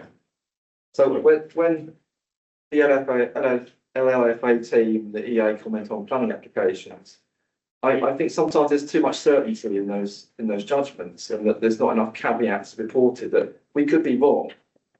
You know, because if the site's flooded and it wasn't supposed to, that's sort of an obvious problem, but yet the planning committee is supposed to give it permission because the officer says if you don't, they're willing to appeal. But should we just have more caveats really to say, well, these models are based on assumptions, our assessments are based on assumptions, and the assumptions may not be right because we haven't looked into it in detail. So that's an observation. And the other one is, well, what happens next after these Section 19 reports have been produced? There's lots of recommendations in all of them. So some of them are being taken up by one of the community club groups. Some of them will be responsibility of this council, its various highways or LLFA functions, and then the SRA could have a role, parish council could have a role, the communities and their flood groups could have a role. Are these recommendations collated, and is anyone going to chase them down? Because the report is done, it's on the shelf, potentially useful, but what happens next? Is that knowledge and desire to change things, chase 5 or 6 organisations down? Is that an ongoing action? Is there an automatic sort of informal action plan, or is there a formal action plan? What happens? Who does that? Thanks. James. So now we've had the pressure bids accepted and we've got some additional capacity. One of those key areas that I've been talking with Anna is being able to free up that capacity within her role for that resilience aspect. So I quite have to put my hand up and say that the service in the past probably hasn't had that level of focus, you know, maybe moving forward, but we are really keen to make sure that these action plans are embedded in the service plans. We have got that section 19 and resilience focus to it. So there's an ability to work with SRA engagement officers, the community, and with other RMAs to actually look at the key actions to deliver on this. So a lot of the outcomes where we're talking even about the recent floods, you know, I want those conversations I'm currently having and about to have in 2 minutes with the EA is focusing on a lot of the section 19 outcomes, making sure that if we've got a recommendation, we actually ensure that collectively we make it happen. So I was going to say, Chair, I need to run quickly because I think I'm late by half an hour to an EA meeting, if that's possible. Of course, yeah. That's part of the conversation I'm about to have right now with them as well, is we need to make sure that if we have these reports, that we deliver on them, that we're not bringing another section 19 report again next year and the year after for the same settlement. So that is a change that I'm desperate to have with the team. Thank you very much. Thank you, Jeff. Thank you. Make sure it's not one more for Sil, so it's sold as well, to keep an eye on that. Yeah, the service manager and head of service will be looking at all of that moving forward as well. Thank you. Cheers. Okay, Mike. Yeah, can I just one thing to add to that, for the Rivers, Sunset Rivers Authority last year introduced a new fund called the Community Flood Action Fund, which for the first time allows parishes and flood groups and so on to apply for a grant up to £20,000 to fix things locally. Henry's communities have used it a lot.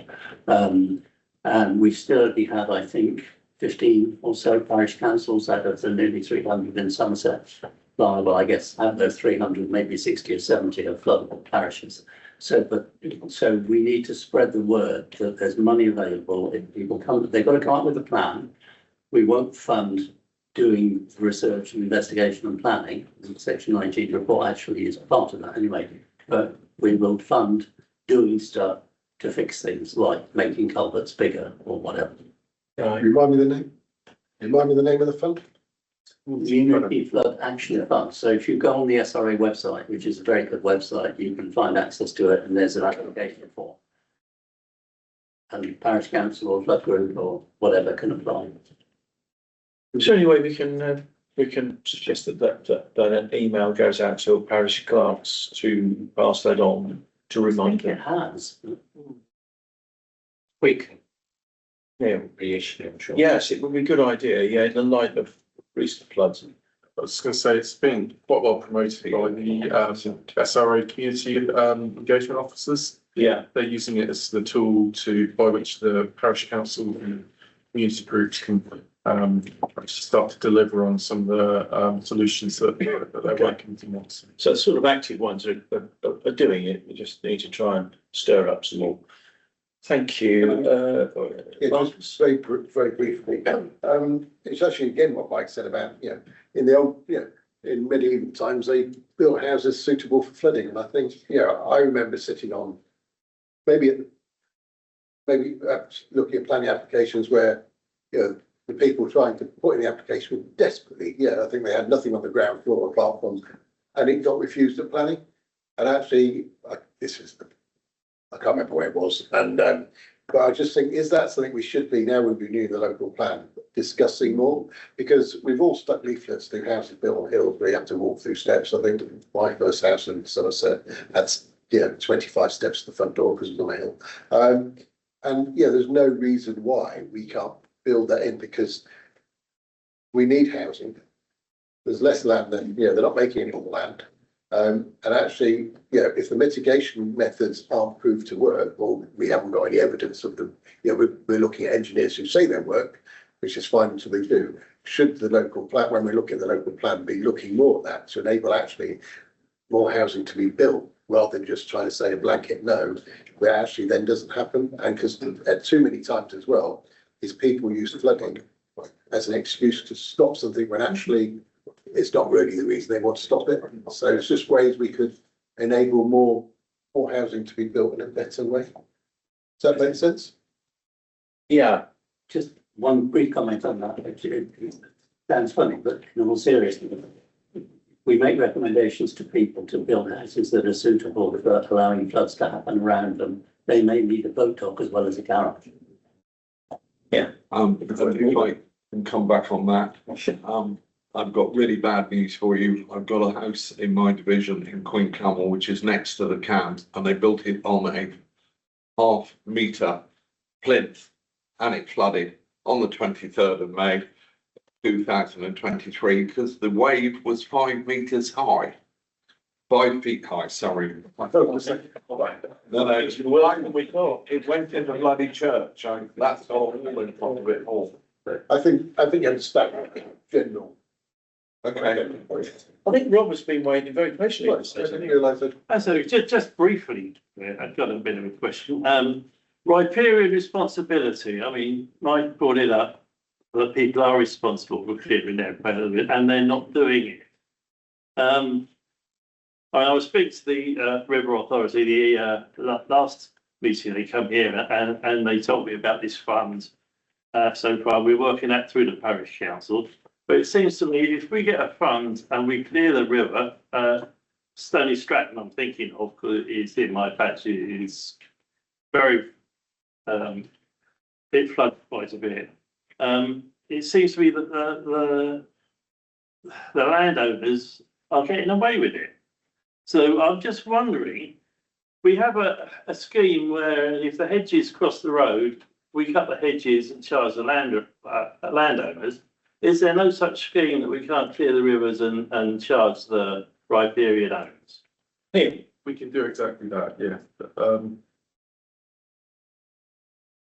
We don't, yeah, we have those powers to do exactly that. We describe these as the enforcement process. Yeah. It's about a 9-month process. It takes about, anywhere up to about 100, 180 hours of officer time to undertake one enforcement action. Yeah, it's very time intensive, lots of site visits, and we don't do site visits. Yeah, very, very, very challenging to do that. Yeah, the River Authority said they don't do site visits because they just don't have the people. So, I mean, it's coming back on the parish councils then to clear their rivers, maybe get a grant for it, and responsible people aren't paying at all.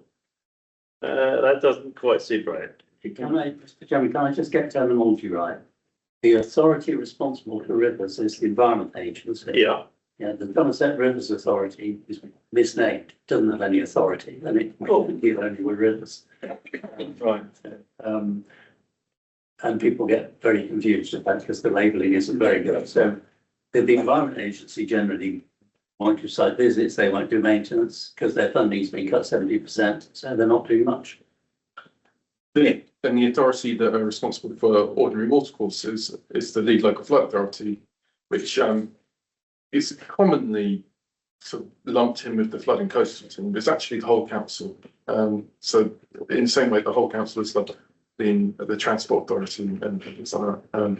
But a lot of those responsibilities do sit within the flooding coastal team. So yeah, I mean, the bottom line is that the landowners aren't doing what they're supposed to do, and they're not, getting and just. But I mean, the biggest problem with landowners isn't farmers.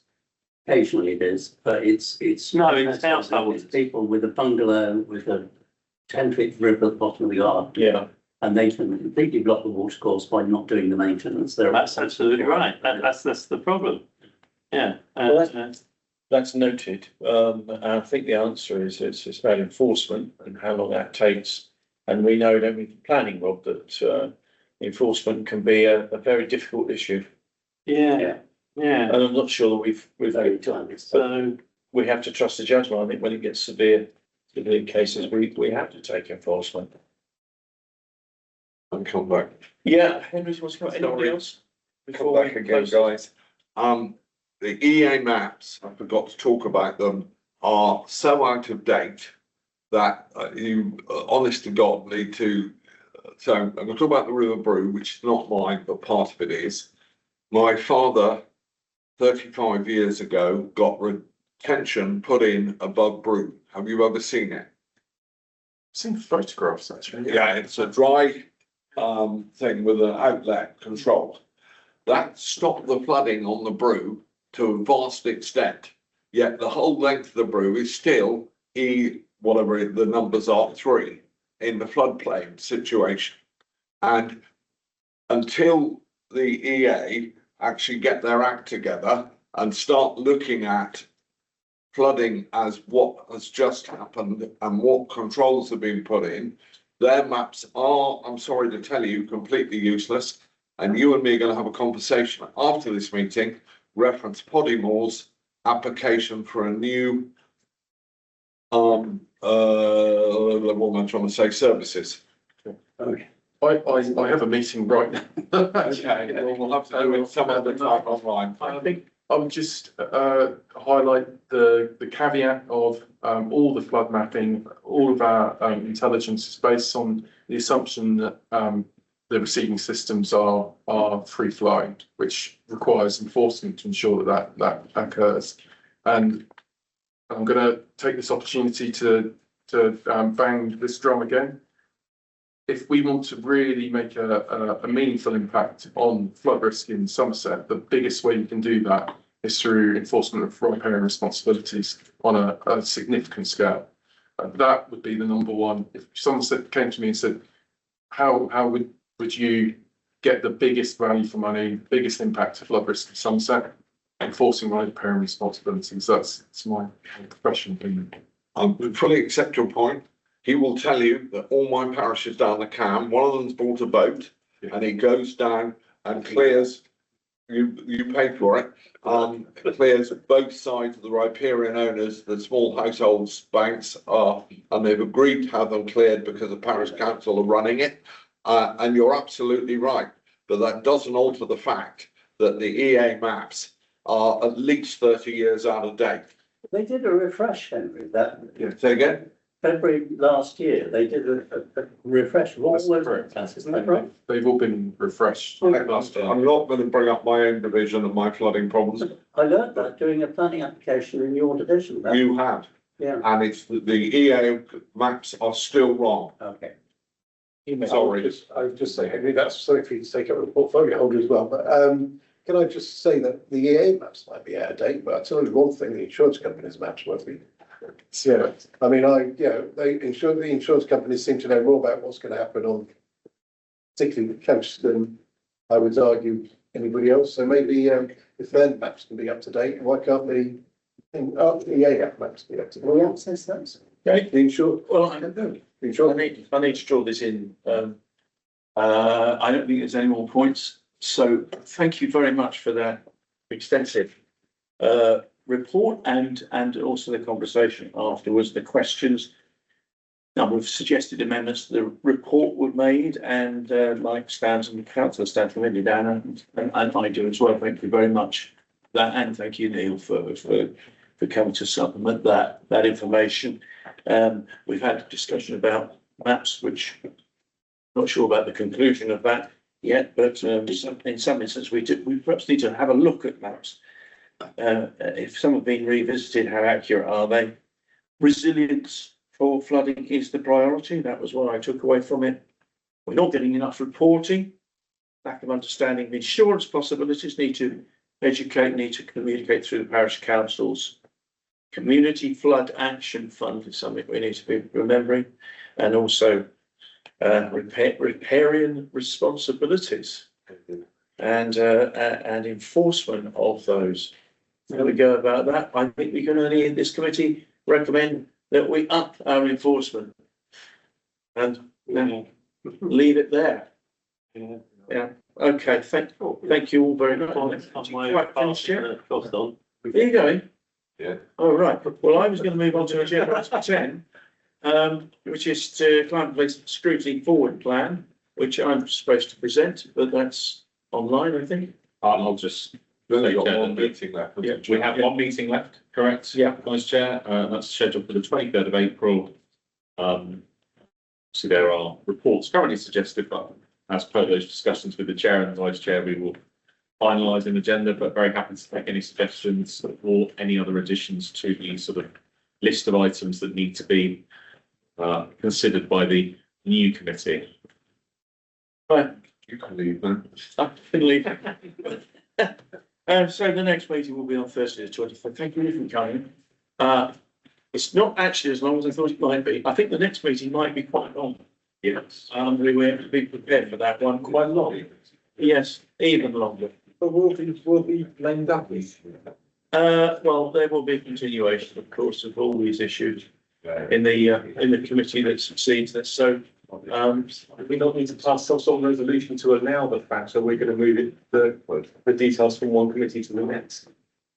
no, we can discuss that next time if you don't mind bringing it up. I'll worry about the legislation on that. I don't think it's a problem, but no one has advised me in any other way. I'm looking at Paul as the only. I missed that with the foreign. We're not having site concession. He doesn't need to, sorry, I overlooked Jamie now. That's fine. Constitutional issues, right, rather than democratic. So thank you all very much. Thank you, Aishi. Thank you, Well done. Chair.